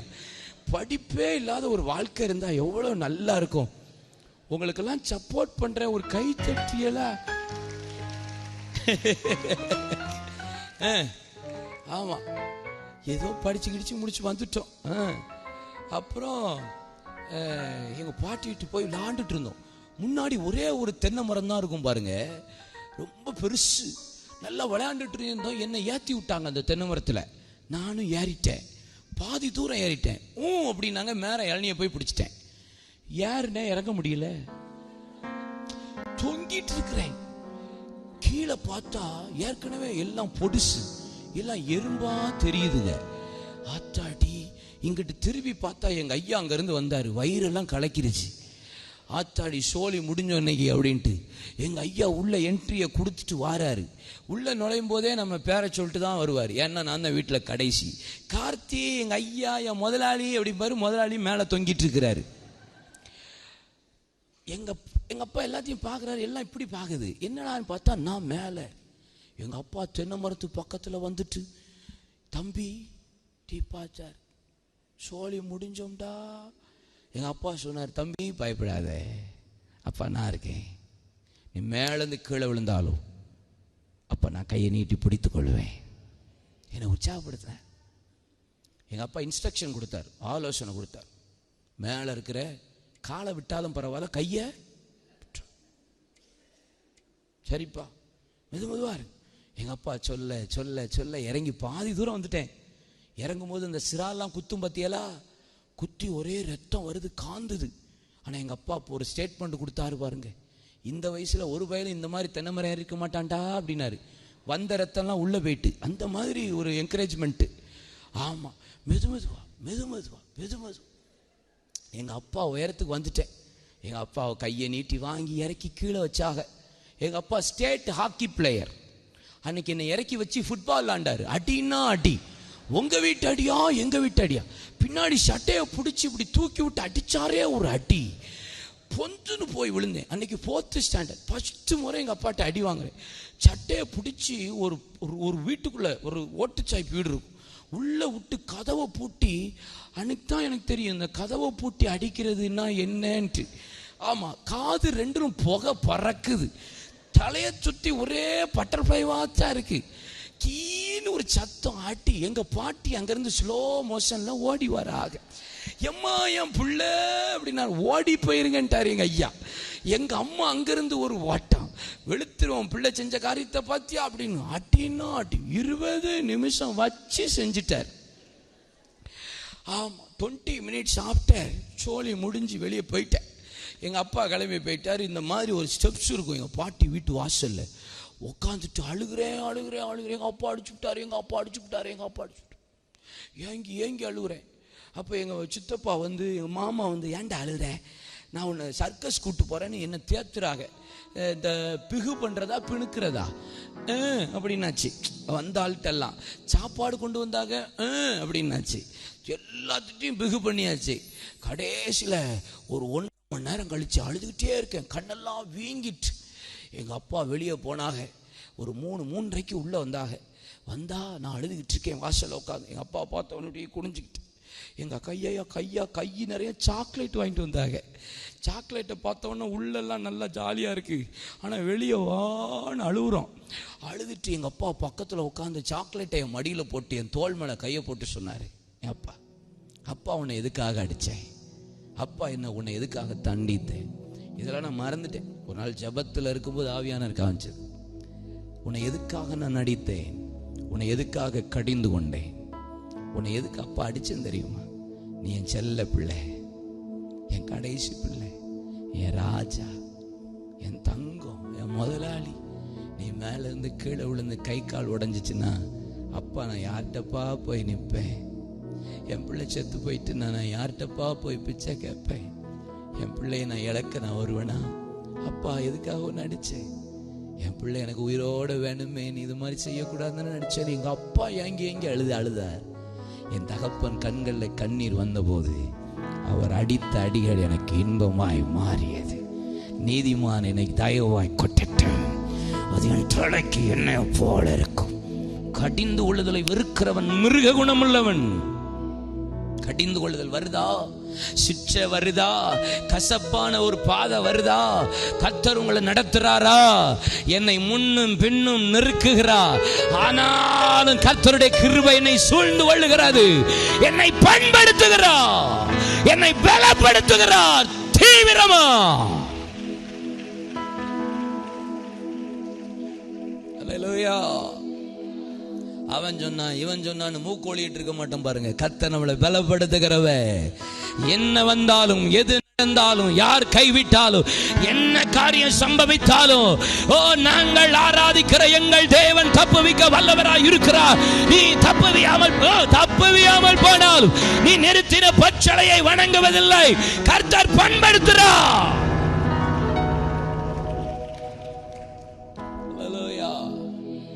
சில ஆளு நமக்கு உறவை கட் பண்றாரா, சில ஆள் வெறுக்க வைக்கிறாரா, அது கவலைப்படாதீங்க.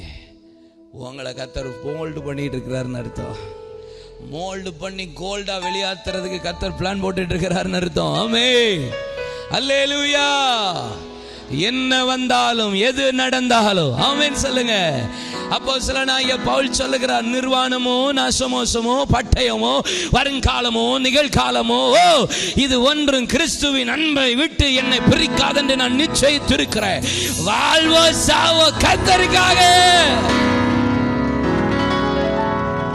பண்பட பயந்து வாழுகிறதற்கு அல்ல. கர்த்தர் நம்மளை தீவிரமாய் கசப்பா என்ன கொண்டு போனாலே அங்க ஏதோ காரியம் இருக்கிறது. உங்களுக்கு தெரியாது, ஏன் நீ ஏதோ ஒரு சில காரியத்தை இழந்திருக்கலாம். ஏதோ ஆண்டவர் எனக்கு ஏன் அப்படின்னு கேட்டுட்டு இருக்கலாம். கர்த்தர் சொல்ல, அவனை பண்படுத்துறேன், மோல்டு பண்றேன், பண்பட பரிசுத்தத்துக்கு தீவிரமா அப்படின்றாரு ஆண்டவர். சொல்ல கசப்பான கீரை மட்டும் இல்ல, மூணாவது சொல்றாரு, புளிப்பில்லாத அப்பத்தை எடுத்துக்கொள். 1 கொரிந்தியர் 5:8 சொல்லுகிறது, துப்புரவு என்கிற புளிப்பில்லாத அப்பத்தோடு உங்கள் பண்டிகை இருப்பதால் பரிசுத்தத்துக்கு தீவிரமாய். துப்புரவு உண்மை என்கிற புளிப்பில்லாத புளித்தப்பம் பரிசேயர்களுடைய சதுசேயர்களுடைய உபதேசத்துக்கு பைபிள்ல போட்டிருக்கு. ஆனா புளிப்பில்லாத அப்பம் துப்புரவு, சின்சியாரிட்டி அண்ட் ட்ரூத்ஃபுல்னஸ், உண்மை. உண்மையுள்ள மனுஷன் பரிபூர்ண ஆசீர்வாதம் பெறுவான். கொஞ்சத்திலையும் உண்மையா இருக்கணும், கொஞ்சம் சின்ன காரியத்திலையும் உண்மையா இருக்கணும். ஆமென் சொல்லுங்க. ஆமா, இன்னைக்கு நம்மளை அதிகமா பொய் பேச வைக்கிறதே நம்ம கையில் இருக்கிற ஒரு போனு தான், செல்போனு தான். அதிகமா பொய் பேச வைக்கிறது.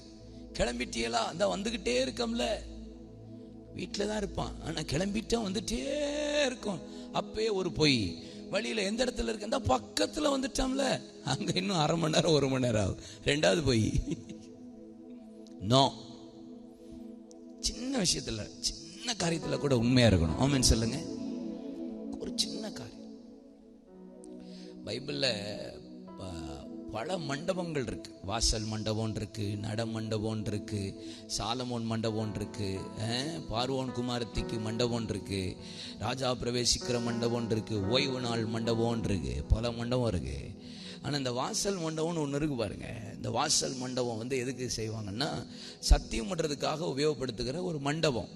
ஒரு புல்பீட் இருக்கும், அந்த புல்பீட்டில் நியாயப்பிரமாண புஸ்தகம் இருக்கும். 2 பேர் கையை வச்சு அதில் சத்தியம் பண்ணுறது தான் இந்த வாசல் மண்டபத்தோடைய ப்ரொசீஜர். நியாய விசார மண்டபத்தில் நியாயசனம் இருக்கும், சாலமோன் நியாயம் விசாரிப்பான், அங்கே தீர்ப்பு சொல்லுவான். நட மண்டபத்தில் சாலமோன் நடந்து ஆலயத்துக்குள்ளே போவான். சரியா?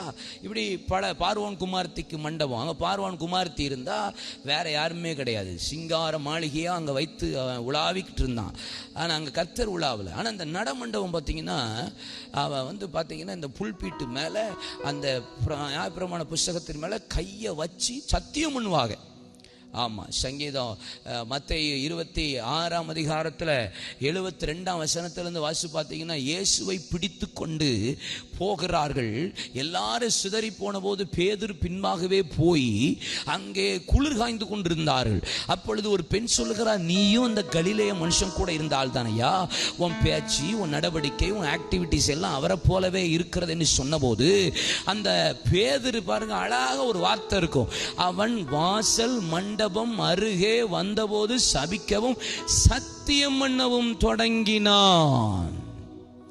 மத்தேயு 5:32, 33, 34 என்ன சொல்லுகிற? வானத்தின் மீது சத்தியம் பண்ணாது, பூமியின் மீது சத்தியம் பண்ணாது, எருசலேமின் மீது சத்தியம் பண்ணாது, உன் சிரசின் மீது சத்தியம் பண்ணாது. வானம் சிங்காசனம், பூமி பாதபடி, எருசலேம் பரிசுத்த நகரம். உன் சிரசில் இருக்க தலைமயிரை வெள்ளையாவது கருப்பாவது ஆக்க முடியுமா? உள்ளதை உள்ளதென்றும் இல்லாத இல்லாதன்னு சொல். மிஞ்சினதெல்லாம் இதை கருப்பாக்க முடியுமா? ஆக்க முடியுமா? டை அடிக்கலாமா? கலரிங் பண்ணலாம்ல? ஏன் என் மண்டே பாக்கிய இது பித்த நிற.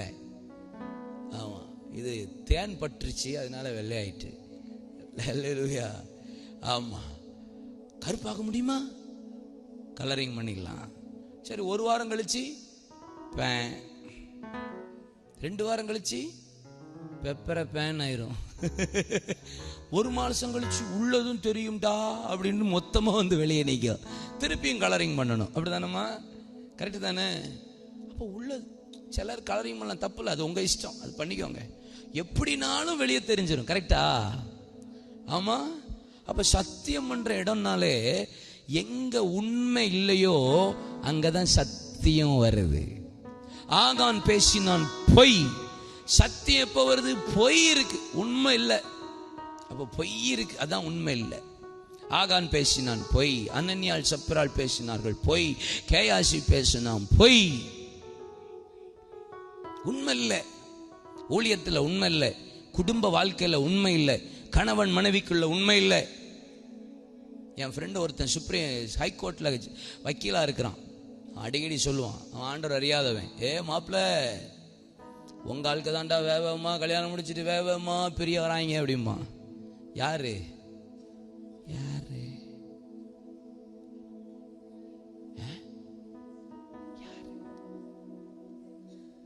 நம்ம தான் கிறிஸ்தவர்கள். அவன் சொல்றான், உங்க ஆளுக்கு தான்டா வேகமா கல்யாணம் முடிச்சுட்டு வேகமா பிரிகிறாங்க. என்ன? ஒரு காலத்துல ஸ்டாட்டிஸ்டிக்ஸ் எப்படி இருந்துச்சு தெரியுமா? கணவன் மனைவி பிரிவினைக்கு காரணம் கணவனுடைய அம்மா அப்பா, அப்படிதான் ரொம்ப இருந்துச்சு. மனைவியினுடைய அம்மா அப்பா, பேரண்ட்ஸ் தான் பிள்ளைகளுடைய பிரிவுக்கு காரணம்ட்டு இருந்துச்சு. ஆனா இப்ப ஸ்டாட்டிஸ்டிக்ஸ்ல இருக்கு, இந்த பிரிவினைக்கு மெயின் ரீசன் என்னன்னு பார்த்தா, அதிக கள்ள தொடர்புக்கு காரணம் என்னன்னு பார்த்தா, அநேக கள்ள தொடர்பு. கணவனுக்கு விரோதமா மனைவி, மனைவிக்கு விரோதமா கணவன், பிள்ளைக்கு விரோதமா பெற்றோர். எங்க பார்த்தாலும் உண்மை இல்லாத ஒரு வாழ்க்கை. என்னன்னு கேட்டா, இந்த சோசியல் மீடியா, சோசியல் நெட்வொர்க்கு, இது மூலியமாகத்தான் இன்னைக்கு அதிக குடும்பம் உண்மை இல்லாத ஒரு ஜீவியத்தில் வாழ்கிறார். பொய்யாவே வாழ்றான், மாயையாவே வாழ்றான். ஃபேஸ்புக்கில் விஷ் பண்ணுறான், விஷ் பண்றதுக்கு டைம் கிடைக்க மாட்டேங்குது. ஃபேஸ்புக்கில் விஷ் பண்றான், மனைவிக்கு அப்படி இப்படிங்கிறான், ஆஹாஹா பயங்கரமா போடுறான். புருஷனுக்கு அப்படிதான் மனைவி போடுறா, பிள்ளைகளுக்கு பெற்றோர்கள் அப்படிதான் போடுறார்கள், பெற்றோர் பிள்ளைகளுக்கு அப்படிதான் போட்டோவை போட்டு எங்க அப்பாவா அப்பாவா. ஆனா வீட்டில் உட்காந்து ஒரு பேச்சு கிடையாது, உட்காந்து ஒரு உறவு கிடையாது. டைம் பிள்ளைகளோட ஸ்பெண்ட் பண்ற பெற்றோர்கள் குறைவு. அப்படிப்பட்ட சூழ்நிலை தான், உண்மை இல்லாத ஒரு சூழ்நிலை. இன்றைக்கு கர்த்தர் ஒரு பெரிய அற்புதங்களை செய்ய முடியல, அதிசயங்களை காண முடியல. பிசாசு தந்திரமா இன்னைக்கு தேவ பிள்ளைகளுக்குள்ள கிரியை செய்கிறான். பரிசுத்தம், பரிசுத்தத்துக்கு தீவிரமாவா? அல்லேலூயா சொல்லுங்க. சின்ன சின்ன காரியத்திலே உண்மை, துப்புரவு, கொஞ்சத்துல கூட உண்மையா இருங்க. வியாபாரம், வேலை, அம்மா அப்பாவுக்கு ஒரு சின்ன காரியத்தில் உண்மையா பதில் சொல்றதுல உண்மையா நம்ம வாழ்க்கையில் இருக்கணும். ஆமென் சொல்லுங்க. சின்ன சின்ன ஒருத்தனுக்கு 5 கொடுத்தாராம், ஒருத்தருக்கு 3 கொடுத்தாராம், ஒருத்தனுக்கு 1 கொடுத்தாராம். எல்லாம் டபுள் ஆக்கிட்டாங்க. ஆனா ஒருத்தன் மட்டும் புதைச்சி வச்சாங்க, அதுல கூட உண்மை இல்லை. என்னடா இது பண்ற? கர்த்தர் நமக்கு எவ்வளோ கிருபை வரங்களை கொடுத்திருக்கிறார், எவ்வளோ ஆசீர்வாதங்களை கொடுத்திருக்கிறார். ஆனா நம்ம பல நேரம், பல நாட்கள், பல சமயம் தேவ பிள்ளைகள் புதைத்து வைத்தவர்களாக தான் இருக்கிறோம். கர்த்தருக்கு ஒரு உண்மையான ஒரு வாழ்க்கை வாழ்றதில்லை. ஆமென். பரிசுத்தத்துக்கு தீவிரமாய் வேகமா சொல்றேன். அடுத்த 3 காரியம், பரமனின் வார்த்தைக்கு தீவிரமாய். சொல்லுங்க, பரமனின் வார்த்தைக்கு தீவிரம். இந்த 3 காரியத்தையும் ஆண்டவர் செய்ய சொல்லிட்டு அவர் சொல்றார், இதை நீங்கள் புசிக்க வேண்டிய விதமாவது என்று சொல்லி உங்கள் அறையிலே கச்சையை கட்டிக்கோங்கிறார். கச்சையை கட்டிக்கோ. ஃபர்ஸ்ட் எடுத்தோடனே அதுதான் சொல்ற, கச்சை கட்டிக்கோங்கிறார். சாப்பிடும் போது கச்சை கட்டிக்கோ அப்படிங்கிறார். ஓஹோ, அப்படி ஆண்டவரே, எபேசியர் 6ஆம் அதிகாரம் 10ஆம் வசனத்திலிருந்து கடைசியாக, என் சகோதரரை கர்த்தரிலும் அவருடைய சத்துவத்தின் வல்லமையிலும் பலப்படுங்கள். ஏனெனில் மாம்சத்தோடு மாத்திரமல்ல, துரைத்தனங்களோடும் அதிகாரங்களோடும் பிரபஞ்சத்தின் இந்த கால லோகாதிபதிகளோடும் வானமண்டலத்துள்ள பொல்லாத ஆவிகளின் சேனைகளோடும் உங்களுக்கு யுத்தம் உண்டு. ஆதலால் தீங்கு நாளில் ஏற்று நிற்க திராணி உள்ளவர்களாகும்படி தேவனுடைய சர்வாயுத வர்க்கங்களை தரித்துக் கொள்ளுங்கள். மார்க்கவசம் சத்தியம் என்னும் கச்சையை தொடுத்தவர்களாய் சொல்ற. கச்சை கட்டிக்கும். இஸ்ரவேல் ஜனங்கள் எகிப்து தேசத்தில் அடிமையா இருக்கும்போது 100 இஸ்ரவேல் அடிமைகளுக்கு ஒரு எகிப்தியன் ஹெட் ஆஃப் த டிபார்ட்மெண்டா இருப்பான். அடுத்தது ஒரு 1000 பேருக்கு, இந்த 100 பேருக்கு ஒரு தலைவன்னா 10 பேருக்கு ஒரு ஹெட் ஆஃப் த டிபார்ட்மெண்ட் இருப்பான். அதுக்கப்புறம் அப்படி சர்க்கிள் பெருசாகும். அங்கதான் போத்திபார் இருப்பான், அதுக்கப்புறம் பார்வோன், அதுக்கப்புறம் வந்து நிற்பாங்க. ஒருத்தன் வரும்போது 100 பேருக்கு அதிபதியா இருக்கிறவன் வந்தாலே இந்த இஸ்ரவேல் ஜனங்கள் எகிப்தில் அடிமையா இருக்கும்போது குனிஞ்சு இப்படி நிக்கணும். அவன் வரும்போது தலை குனிஞ்சு நிற்கும். அடுத்த ஒருத்தன் வந்தா ஒரு காலை பெண்ட் பண்ணி இப்படி வணங்கணும். அடுத்த ஒருத்தன் வந்தா 2 காலை முட்டி போட்டு போத்திபார் வாரான்னா குனிஞ்சு நிக்கணும். பார்வோன் வாரான்னா சாஷ்டாங்கமா விழுந்துடணும். அவன் வாழ்க்கையே குனிஞ்சி குனிஞ்சி குனிஞ்சி குனிஞ்சே தான் இருக்கிறான். நிமிர்ந்து வாழ்கிற ஒரு வாழ்க்கையே இல்லாத ஒரு ஜீவியம் அவனுக்குள்ள இருந்தது. லூக்கா 13ஆம் அதிகாரத்தில் 18 ஆண்டுகளாய் எவ்வளவேனும் நிமிர முடியாத ஒரு கூனி தேவாலயத்தில் இருந்தார். அவளுக்கு பாட்டு தெரியும், ஆராதனை தெரியும், காணிக்கை தெரியும், பிரசங்கம் தெரியும், நியாயப்பிரமாண புஸ்தகம் தெரியும், கட்டளை தெரியும், எவ்ரிதிங் ஓகே. ஆனா அவளால நிமிர்ந்து கூட பார்க்கவே முடியல. கீழானவைகளை அல்ல, கர்த்தர் மேலானவைகளை நோக்கி பாருன்னார். பின்னானவைகள் அல்ல, முன்னானவைகளை நோக்கி பாருன்றாரு. ஆனா இங்க வேதம் சொல்லுகிறது, அந்த அம்மாவளை எவ்வளவேனும் நிமிர முடியாத கூனி. சில ஆவிக்குரிய குடும்பத்திலையும் ஆவிக்குரிய சபையிலையும் ஆவிக்குரிய தேவ பிள்ளைகளாலும் எவ்வளவேனும் நிமிர முடியல. ஆராதனை தெரியுது, பிரசங்கம் தெரியுது, பாடல் தெரியுது, எல்லாம் அந்நிய பாஷை தெரியுது, அபிஷேகம் தெரியுது, தீர்க்க தரிசனம் தெரியுது, அங்கே காணிக்கை தெரிகிறது, தசமபாகம் தெரிகிறது, எல்லாம் தெரியுது. ஆனா சபைக்கு வந்தும் ஒன்னும் நிமிர முடியல, இன்னும் நிமிர முடியல. இன்னும் சில பாவம், இன்னும் சில அந்தரங்க காரியம், இன்னும் சில தேவையில்லாத காட்டை எவ்வளவேனும் நிமிர முடியாமல் பிசாசு அவர்களை கீழவே பார்க்க வைக்கிறான். உன்னதத்தை பாருன்னா பூமியவே பார்த்து கொண்டிருக்கிறார். உலகத்தில் உள்ளவைகள் மீது அன்பு கூறாதேன்னு சொன்னார். ஆனா எல்லாம் இன்னைக்கு உலகத்தையே உலகம் பார்க்கிறது, தேவ பிள்ளைகள் பார்க்கிறார்கள். ஆனா இயேசு அந்த ஆலயத்தில் வந்தார், அந்த ஸ்திரீயை கண்டார், அழைத்தார், கையை வைத்தார், நிமிர்ந்து நடந்தாள் என்று வேதம் சொல்லுகிறது. கச்சை என்னும் சத்தியத்தை நீ எப்போ சத்தியத்தை அறிகிறாயோ சத்தியம் உன்னை நிமிர்ந்து நடக்க பண்ணும். ஹல்லேலூயா. லேவியராம் 26:13 சொல்லுகிறது, ஆபிரகாமின் தேவன், ஈசாக்கின் தேவன், யாக்கோபின் தேவன், நம் முற்பிதாக்களின் தேவன். அதை விட எனக்கு பிடித்த வசனம் லேவியராம் 26:13, அவர் நம்மை நிமிர்ந்து நடக்க பண்ணுகிற தெய்வம். சத்தியத்தை அறிந்தால் சத்தியம் உங்களை நிமிர்ந்து நடக்க பண்ணும். ஆமென். பைபிள். கிதியோன் மீதியானியர்களுக்கு விரோதமாக எழும்பி போகும்போது போராடுகிறான் ஆலயத்து பக்கத்துல. ஆனா தேவதூதன் சொல்லுகிறான், அவன் எழுதப்பட்ட புஸ்தகத்தில் எழுதப்பட்ட வார்த்தைகளை அறிந்திருந்தானா. முற்பிதாக்கள் அவனுக்கு தெரியும். யாரை கர்த்தர் கையில பயன்படுத்துவார் தெரியுமா? நெகேமியா இந்த புஸ்தகத்தின் காரியங்களை, எழுதுகளை அவன் வாசித்து அறிந்து கொண்டான்.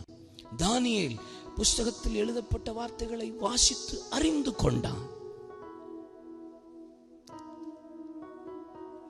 வசனத்தை, வார்த்தையை வாசிச்சு தியானிச்சு அறிந்து கொள்ளும் போது கர்த்தர் நம்மளை நிமிர பண்ணுகிறவ, அதிசயங்களை காண பண்ணுகிற. முழங்கால நின்று வாசிங்க.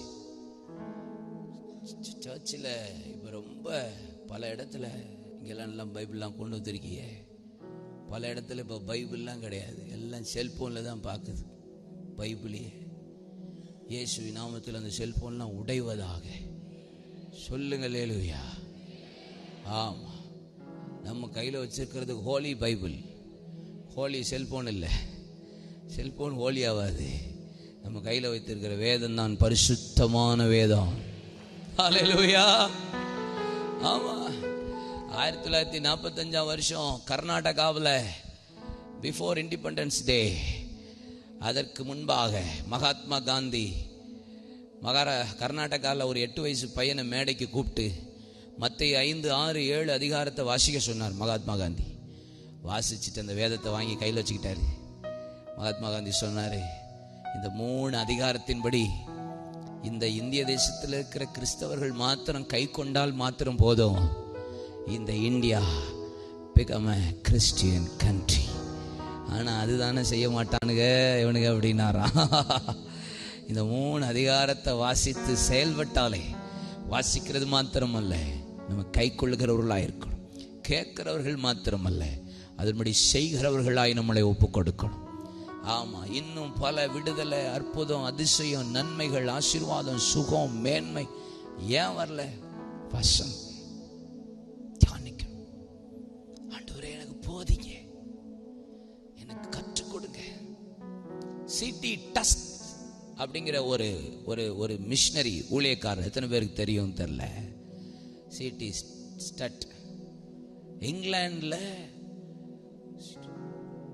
சச்சின் டெண்டுல்கரை விட பிரபலமான ஒரு கிரிக்கெட் பிளேயர், மில்லியன் கோடி டாலர்ஸ்ல சம்பாதிச்ச மனுஷன். அவரை ஏசாமி ஊழியத்துக்கு கூப்பிட்டார். எங்க கூப்பிட்டார் தெரியுமா? ஆப்பிரிக்காவில் மனுஷனை திங்கிற இடத்துக்கு கூப்பிட்டார் ஏசப்பா. இவரும் புறப்பட்டு போயிட்டார். எல்லாத்தையும் மனைவி நியமிக்கப்பட்டிருந்த மனைவிட்ட கொஞ்சம் பணத்தை கொடுத்துட்டு, உயிரோடு இருந்தா வாரேன், இல்லைன்னா அங்கேயே மடிந்துருவேன். புறப்பட்டு போனார் சிட்டி ஸ்டட். போயிட்டு கர்த்தர் வாசலை திறந்தார். கர்த்தர் ஜனங்களை ரட்சித்தார். அந்த மிருகங்களை போல இருந்து மனுஷனை சாப்பிடுற அந்த ஜனங்களை கர்த்தருடைய கரம் தொட்டது, ஆவியானவர் தொட்டார். ரட்சிக்கப்பட்டு ஜனங்கள் சபைகள் உருவாச்சு. அப்படியே கர்த்தர் மகிமைப்பட ஆரம்பிச்சார். அவர் ஊருக்கு திருப்பி வரவே இல்லை. அது ஆப்பிரிக்காவிலேயே ஒரு ஷெட் அடிச்சு அங்கேயே ஊழியம் செஞ்சு அங்கேயே வாழ்ந்தார். 82 வயது வரைக்கும் உயிரோடு இருந்தார். 82வது வயது வரும்போது அவர் கர்த்தருக்குள்ள மரிக்கிற வேளை வந்து, நான் உன்னை எடுத்துக்கொள்ள போகிறேன் என்று ஆண்டு சொல்லிட்டார். சொன்ன உடனே அவரை எழும்பவே முடியல. பல மாதம் படுக்க. அவருக்கு பணிவிடை செய்த ஒரு நீக்ரோ பையன் வெளியே ஒரு அறையில் படுத்திருப்பா. சத்தம் போட்டு கூப்பிடுறார். ரொம்ப நாளா மரணப்படுக்கையில் இருந்தவர் பேச ஆரம்பிச்சார். வா அப்படின்னு உள்ள கூப்பிட்டார். தம்பி உள்ள போனா. என்னையான்னு கேட்டான். வீட்டில் ஏதாவது எண்ணெய் இருக்கா அப்படின்னாரு. இல்லை. என்னதான் இருக்கு? மண்ணெண்ணெய் இருக்கு, கொண்டா, என் உடம்பு முழுசும் பூசி விடு அப்படின்னாரு. நான் பரலோக போகிறதுக்கு இது அடையாளமா இருக்கும். மண்ணெண்ணை உடம்பு முழுசு மூசி விட்டான். மண்ணெண்ணை வாடையே அடிக்கலையா, அப்படியே மகிமையா அந்த எண்ணெய்லாம் வாசமா மாறியதான். போய் படுத்துக்கோன்னாராம். இவனுக்கு ஆச்சரியம். ஒரு சில மணி நேரம் ஆச்சு. திடீர்னு ஒரு சத்தம் கேட்டது. எழும்பி பார்த்தா சிடி ஸ்டட் 82 வயதுல உடல்லாம் தளர்ந்து போனவராய் நேர் முழங்கால் படிட்டு கையில வேதத்தை பிடிச்சுக்கிட்டு, இன்னொரு கையில அரிக்கன் விளக்க மாதிரி மண்ணெண்ண விளக்க வைத்து அந்த வேதத்தை ஆடி ஆடி ஆடி வாசிச்சார். அந்த சத்தியத்தை அன்பாசையா சிரிச்சு சிரிச்சு வாசிச்சு கண்ணீரோட நின்றாரா. இந்த வாலிப தம்பி சொன்னானா, ஏன் உங்களுக்கு இவ்வளவு கஷ்டம்? நீங்க சொன்ன நானே வாசிருப்பேனே, படுத்துக்கோங்கன்னு சொன்ன. அப்ப சிடி ஸ்டட் சொன்னாரா, நோ, நான் பரலோகம் போக போறேன். ஏசப்பா என்னை எடுத்துக்கொள்ள போற நேரம் சமயமாயிட்டு.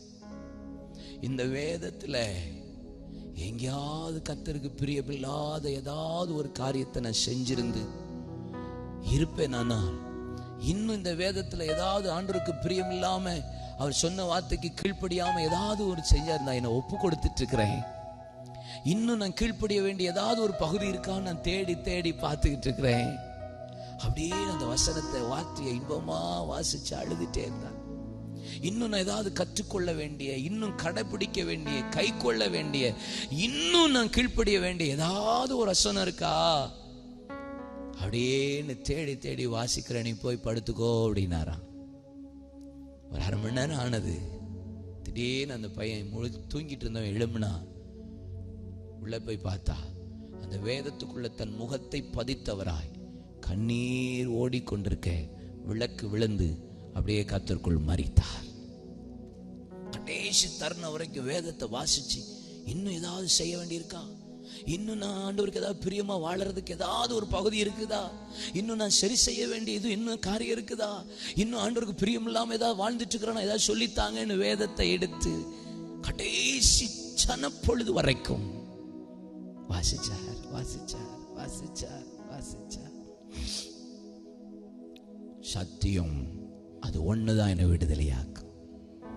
இந்த தேகம் அழியும் கூடாரம், இதை நம்பியார் பிழைப்பார். என் பிதா வீட்டில் வாசஸ்தலங்கள் உண்டு, இயேசுவோடு நான் குடியிருப்பேன். அவர் பாதம் வீழ்ந்து பணிந்து ஆனந்த கண்ணீர் வடிப்பே. எந்த ஓட்டம் ஜெயத்துடன் முடியோ, அந்த நாடு சுதந்தரிப்பே. ஓட்டம் ஜெயத்துடன் முடியும், அந்த நாடு வீணை நாதம் தோணித்திடும் நேரம், வரவேற்பு அளிக்கப்படும். என்னை பேர் சொல்லி இயேசு கூப்பிடுவார், எனக்கான பொங்கிடுவே. அவர் பாதம் வீழ்ந்து பணிந்து ஆனந்த கண்ணீர் வடிப்பே. ஓட்டம் ஜெயத்துடன் முடியும், அந்த நாடு.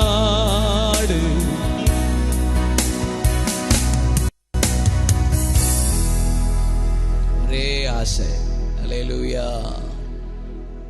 கர்த்தருடைய வசனம் மட்டும்தான் என்னை விடுதலையாக்கும், கர்த்தருடைய வார்த்தை மட்டும்தான் என்னை உயிர்ப்பிக்கும், கர்த்தருடைய வார்த்தை மாத்திரமே என்னை பரலோகத்துக்கு கொண்டு போகும். அந்த நம்பிக்கை கொடுக்கிற அந்த வார்த்தைக்காய் கைத்தட்டி அப்பா மேம்படுத்துங்க பார்க்கலாம்.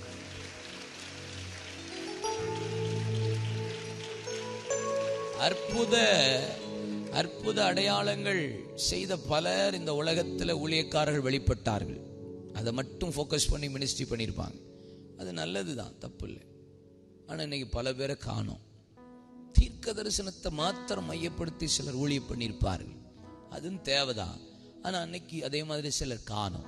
சிலர் தங்களை சாட்சியை மட்டும் ஃபோக்கஸ் பண்ணி ஊழியம் பண்ணியிருப்பார்கள். வந்தார்கள் போனார்கள் மாதிரி சிலரை காணவே காணோம் இல்லை. ஆனால் வசனம் பேசிக்கிட்டு இருக்கிறார்கள், இன்ன வரைக்கும் கடைசி வரைக்கும் கர்த்தருடைய வார்த்தையை போதித்து கொண்டே இருக்கிறார்கள். அவர்களை கர்த்தர் முடிவு புரிந்த நடத்துகிறார். வார்த்தை வானம் பூமி அழிந்தாலும் கர்த்தருடைய வார்த்தை ஒரு நாள் ஒளிந்து போகாது. அல்லேலூயா. பரமனின் வார்த்தைக்கு தீவிரம், பயன்பட தீவிரமாய் பாதரட்சையை மாட்டிக்கோங்கிறாரு. இதை புசிக்கும் போது பாதரட்சையை மாட்டிக்கும். அதே எபேசியர் 6ஆம் அதிகாரத்தில் போடப்பட்டிருக்கிறது, சுவிசேஷம் என்னும் ஆயத்தம் என்னும் பாதரட்சையை தொடுத்தவர்களா. கர்த்தர் நம்மளை நிமிர்ந்து நடக்க பண்ணிட்டாலே, சத்தியத்தை அறிந்துட்டாலே, இவர்தான் இரட்சகர் என்று அறிந்து விட்டாலே, இவர்தான் என் மீட்பர், இவர்தான் என் சொந்தம், இவர்தான் என் தகப்பன், இவர்தான் என் பரலோக தகப்பன் என்று என்னைக்கு நம்பிக்கை வந்து நிமிர்ந்துட்டோமோ, உக்காந்துட்டே வாழ்க்கல்ல, அடுத்தது எழும்பி புறப்பட்டு போய் கர்த்தருடைய சுவிசேஷத்தை சொல்லுகிற நாட்களுக்கு நேராய் கர்த்தர் நம்மை அழைக்கிறார். தீவிரப்படுங்கள், அஞ்சல்காரர்களை போல தீவிரப்படுங்க. ஏசாமி எனக்கு இந்த குடும்பத்திலிருந்து ரட்சித்தா, எனக்கு அவ்வளவு டயர்டா தான் இருக்கு, ஒரு நாள் கூட ஃப்ரீ கிடையாது. ஆமாம், ஒரு நாள் கூட நான் சும்மா இருந்ததில்லை. நேற்று இரவு பரமக்குடி, காலையில் சிவகாசி, அதுக்கு முந்தின நாள் இரவு கோயம்புத்தூர், அதுக்கு முந்தின நாள் மூணார். ஒரு நாள் கூட சும்மா இல்லை. நாளைக்கு காலையில் திருநெல்வேலி, ஈவினிங் தூத்துக்குடி, நாளை கழிச்சு சென்னை, அதுக்கப்புறம் பீகார், திருப்பி again come back to Thoothukudi, திருப்பி ஏரல், திருப்பி அகைன் கோயம்புத்தூர். ஒரு நாள் கூட நான் சும்மா இருந்ததில்லை. ஏன் தெரியுமா? இந்த குடும்பத்திலிருந்து என்னை இயேசு ஏற்று ரட்சித்தா எப்படி இருந்தேன்னு எனக்கு தான் தெரியும். என் நிலைமை எப்படின்னு எனக்கு தெரியும். என்னுடைய வாழ்க்கை எப்படி இருந்ததுன்னு தெரியும். Only 500 rupees my monthly salary. 500 ரூபாய் தான் சம்பளம் வாங்கினேன். இன்னைக்கு 100 பேருக்கு மேலே இந்த கையை வச்சு சம்பளம் கொடுக்க கர்த்தர் என்னை ஆசீர்வதிச்சு வச்சிருக்கிறா. எனக்கு தான் எங்க அப்பாவை பத்தி தெரியும். என்னால சும்மா இருக்க முடியாது. பாதரட்சையை மாட்டி தொடர்ந்து போய் கர்த்தருடைய வார்த்தையை பேசுவேன். என் இயேசுதான் என் ரட்சகன் சொல்லுவேன். யாரும் நிறுத்த முடியாது. உட்கார்ந்து வசனத்தை கேட்டுக்கொண்டே இருக்கிறவர்களை மாத்திரமல்ல, எழும்பி புறப்பட்டு போங்க. ஆமென். பயன்பட தீவிரமா ஓடணும். அல்லேலூயா. சுவிசேஷம் சொல்றது ரொம்ப ஈஸி. ஏசப்பா பத்தி சொல்றது. இயேசு நல்லவர். சொல்லுங்க. எனக்கு நல்லவர், உங்களுக்கு நல்லவர், நமக்கு நல்லவர். இதான் சுவிசேஷம். இதை விட இன்பமானது என்ன இருக்குது? ஒரு ஆளை விடப்படாது. அல்லேலூயா சொல்லுங்க. ஆமா, ஒரு ஆள். என் கம்பெனிக்கு யார் வந்தாலும் சரிதான், முதல்ல மேடை டேபிளில் உட்கார வச்சு சுவிசேஷம் தான். அதுக்கப்புறம் தான் நான் பிஸ்னஸே பேசுகிறேன். என்னை எங்கள் அப்பா எங்கேருந்து தூக்கினார், உண்மையாக ஒரு மனிதனை கர்த்தர் எங்கேருந்து தூக்கினார் என்பதை அறிந்திருந்தால் அவனால் சும்மாவே இருக்க முடியாதியா. ஆமென். எனக்கு பாட வைக்கும், சாட்சி சொல்ல வைக்கும், ட்ராக்ஸ் கொடுக்க வைக்கும், அங்கே சுவிசேஷம் சொல்ல வைக்கும். நீ அல்லேலூயா. ஆனா தப்பு பண்ண வெக்கமே கிடையாது. டிவி பார்க்க வெக்கமே கிடையாது. எதுக்குமே வெக்கல. மற்ற உலக காரியம் அவ்வளோத்துக்கும் வெக்கம் இல்லாம செய்வோம். ஆனா இதுக்கு மட்டும் வெக்கம் நோ. கர்த்தருக்காக எழும்புறோம். ஆமென் சொல்லுங்க. Come on people. கை தட்டி ஹல்லேலூயா. உங்க காலேஜில் ஒரு பிள்ளையை விடக்கூடாது, ஸ்கூல்ல ஒரு பிள்ளையை விடக்கூடாது, வேலை பார்க்குற ஒரு ஆளை விடக்கூடாது. ஆமென் சொல்லுங்க. நான் ஏசாமிட்ட ரட்சிக்கப்பட்ட புதுசில் சொன்னேன், ஆண்டவர் ஒரு நாளைக்கு ஒரு ஆளுக்காவது நான் சொல்லிடணும் சுவிசேஷன். இப்போ வரைக்கும் எப்படியாவது கர்த்தர் என்ன நடத்திட்டு இருக்கிறார். ஒரு ஆளையாவது கண்டுபிடிச்சி அடிச்சிடுறது அப்பாவை பற்றி. ஆமென் சொல்லுங்க. அது பெட்ரோல் போடுற இடமா இருக்கும், அல்லது பிச்சைக்காரனாக இருப்பான், இல்லை டீ கடைக்காரனாக இருப்பான், டீ ஆத்திரவனாக இருப்பான். எந்த ஆள் கிடைச்சாலும் சரி தான் வாங்கி, வாடா தங்கம் இந்த வாங்கிக்கோ இயேசுவே. அல்லேலூயா சொல்லுங்கோ. நீங்கள் பயன்பட தீவிரமாய் செயல்படுங்கள். இந்த உலகத்தில் மொத்தம் 24,000 லாங்குவேஜ் இருக்கு, பாஷைகள். 12,000 லாங்குவேஜஸ் இயேசு சந்தித்து முடித்து விட்டார். மீதி 12,000 8,000 இப்பொழுது சந்திக்கப்பட்டு கொண்டிருக்கிறது. மீதி 4,000 2,000 மூவ் ஆகிட்டு இருக்கு. ஆனால் மீதி 2,000 சொச்சம் லாங்குவேஜ் இன்னும் சந்திக்கப்படலை. எங்கே இருக்காங்கன்னு கண்டுபிடித்து கொண்டிருக்கிறார்கள். அது அறிவிக்கப்பட்ட பின்பே இயேசு திரும்பி வருவா. அங்கே புறப்பட்டு போகிற ஆட்களாய் நீங்கள் மாறுங்கள். அங்கே சென்று கர்த்தருடைய வார்த்தை தீவிரமாய் பிரசங்கிக்கிற ஆட்கள் தேவனுக்கு தேவை. பயன்பட தீவிரமாய் சபையிலிருந்து எழும்புங்கள். ஊழியக்காரரோடு உதவியோடு, உங்க தகப்பன் உதவியோடு புறப்பட்டு போங்க. கிராமத்துக்குள்ள போங்க, பட்டணத்துக்குள்ள போங்க. அல்லேலூயா. கடைசியா சொல்றேன், பராக்கிரமனாய் தீவிரமாய் பயன்படுறது. பராக்கிரமன் தீவிரமா கையில தடி பிடித்துக் கொள்றார். பெனாயா ஒரு 6 அடி எகிப்தின் ஈட்டியோடு எதிர்த்து வரும்போது கையில தடியை பிடிச்சிருந்தான். 1 சாமுவேல் 23 அதே 1 சாமுவேல் 17 கையில தாவீது தடி பிடித்திருந்தான். பெரிய கோலியாத்து தான். ஆமா, நீ பட்டயத்தோடு நீ தடியோட வர்றதுக்கு நான் என்ன நாயா? நாய் தாண்டா பேய். நான் எனக்கு ஆச்சரியமா ஒண்ணு, இவன் வந்து பாருங்க, இவன் சொல்றான், நான் சவுல்ட்ட சொல்றான், நான் கரடியை பார்த்துருக்கேன், அப்புறம் சிங்கத்தை பார்த்துருக்கேன். ஒரு விஷயம் சிங்கம், ஒரு விஷயம் கரடி. கரடியின் கைக்கும் சிங்கங்களின் கைக்கும் கத்தரனை தப்பு. இந்த பெலிஸ்தியன் விருத்த சேதனம் இல்லாத இந்த பெலி எம்மாத்திரம் சிங்கம் மந்தையிலேருந்து ஆட்டை பிடிச்சிட்டு போய் விரட்டி போய் தூக்கிட்டோம்ல வாயிலிருந்து அப்படிங்கிறான்.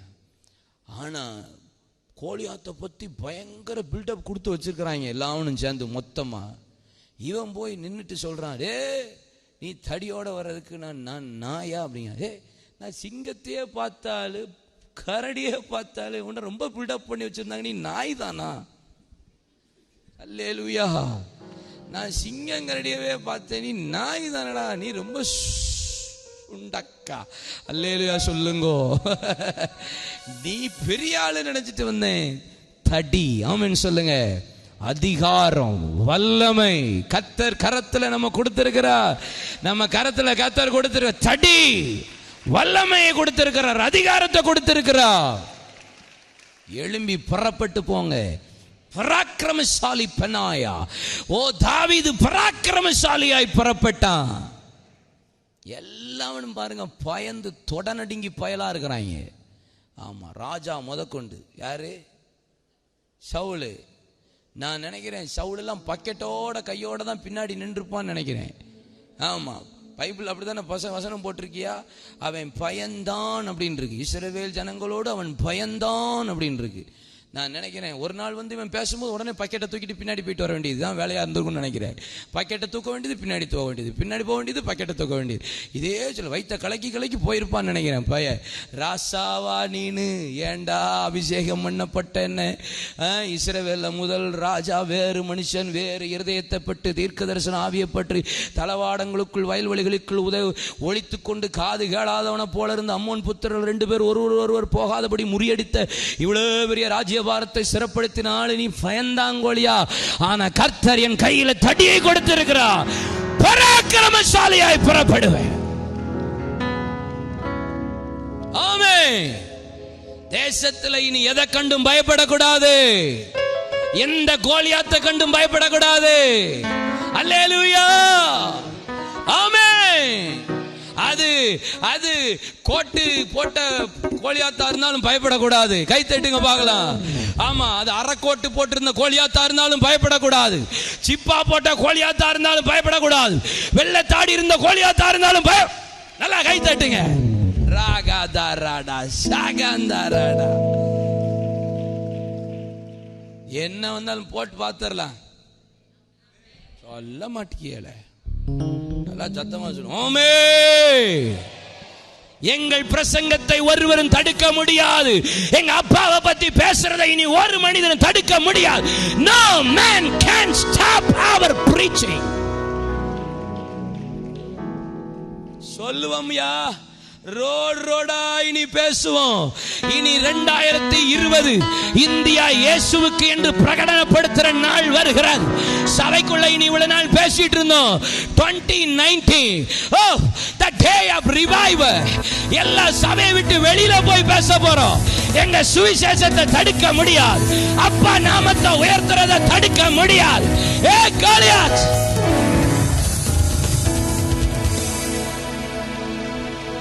ஹalleluya. எழும்பு. கர்த்தர் உங்கள் அதிசயங்களை காண பண்ணுவார். தீவிரமாய். தீவிரமா அப்படின்னா என்ன அர்த்தம்? சீக்கிரமா. ஃபாஸ்ட். இங்கிலீஷ்ல ஃபாஸ்ட், அப்புறம் ஹிந்தியில ஜல்தி, அப்புறம் மலையாளத்துல வேகமா. வேகா வேற. நான் ஏசாமிட்ட கேட்கிறேன், இவ்வளோத்தையும் சொல்லிட்டு ஏன் ஆண்டவரை தீவிரமா அப்படின்னீங்க? எனக்கு ஏசாமி சொன்னாங்க, அப்படின்னா என்ன அர்த்தம் தெரியுமா? கேள்வி கேட்காமல். எனக்கு ஆவியானவர் சொன்னார், கேள்வியை கேட்கக்கூடாது. ஏன் மாம்சத்தை சுட்டு தான் புசிக்கணுமா? ஏன் கசப்பான கீரை? ஏன் புளிப்பில்லாத அப்போ? ஏன் கச்சியை கட்டணும்? ஏன் பாதரட்சியை போடணும்? ஏன் கையில் தடி? எதுக்கும் கேள்வி கேட்காம நான் சொன்னதை செய்ய உடனே உன்னை ஒப்பு கொடுத்தால் நீ அதிசயங்களை காண்பாய். எல்லாரும் எழும்பி நிற்போமா? தீவிரமாய் எழும்புங்க பார்க்கலாம். ஹல்லேலூயா. கர்த்தர் நம்மள ஒரு பெரிய தரிசனத்துக்கு கொண்டு போறார். ஒரு எழுப்புதலை பார்க்க போறோம். எழுப்புதலை நம் கண்கள் காண போகிறது.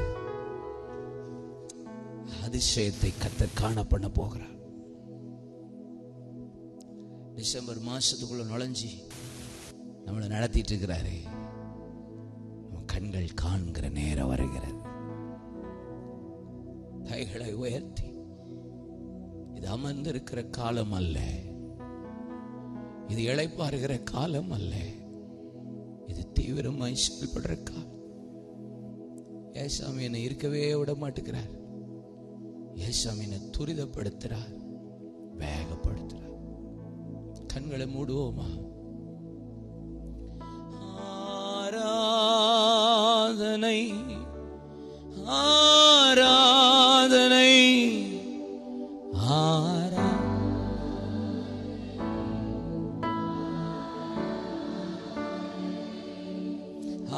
ஆராதனை ஆராதனை.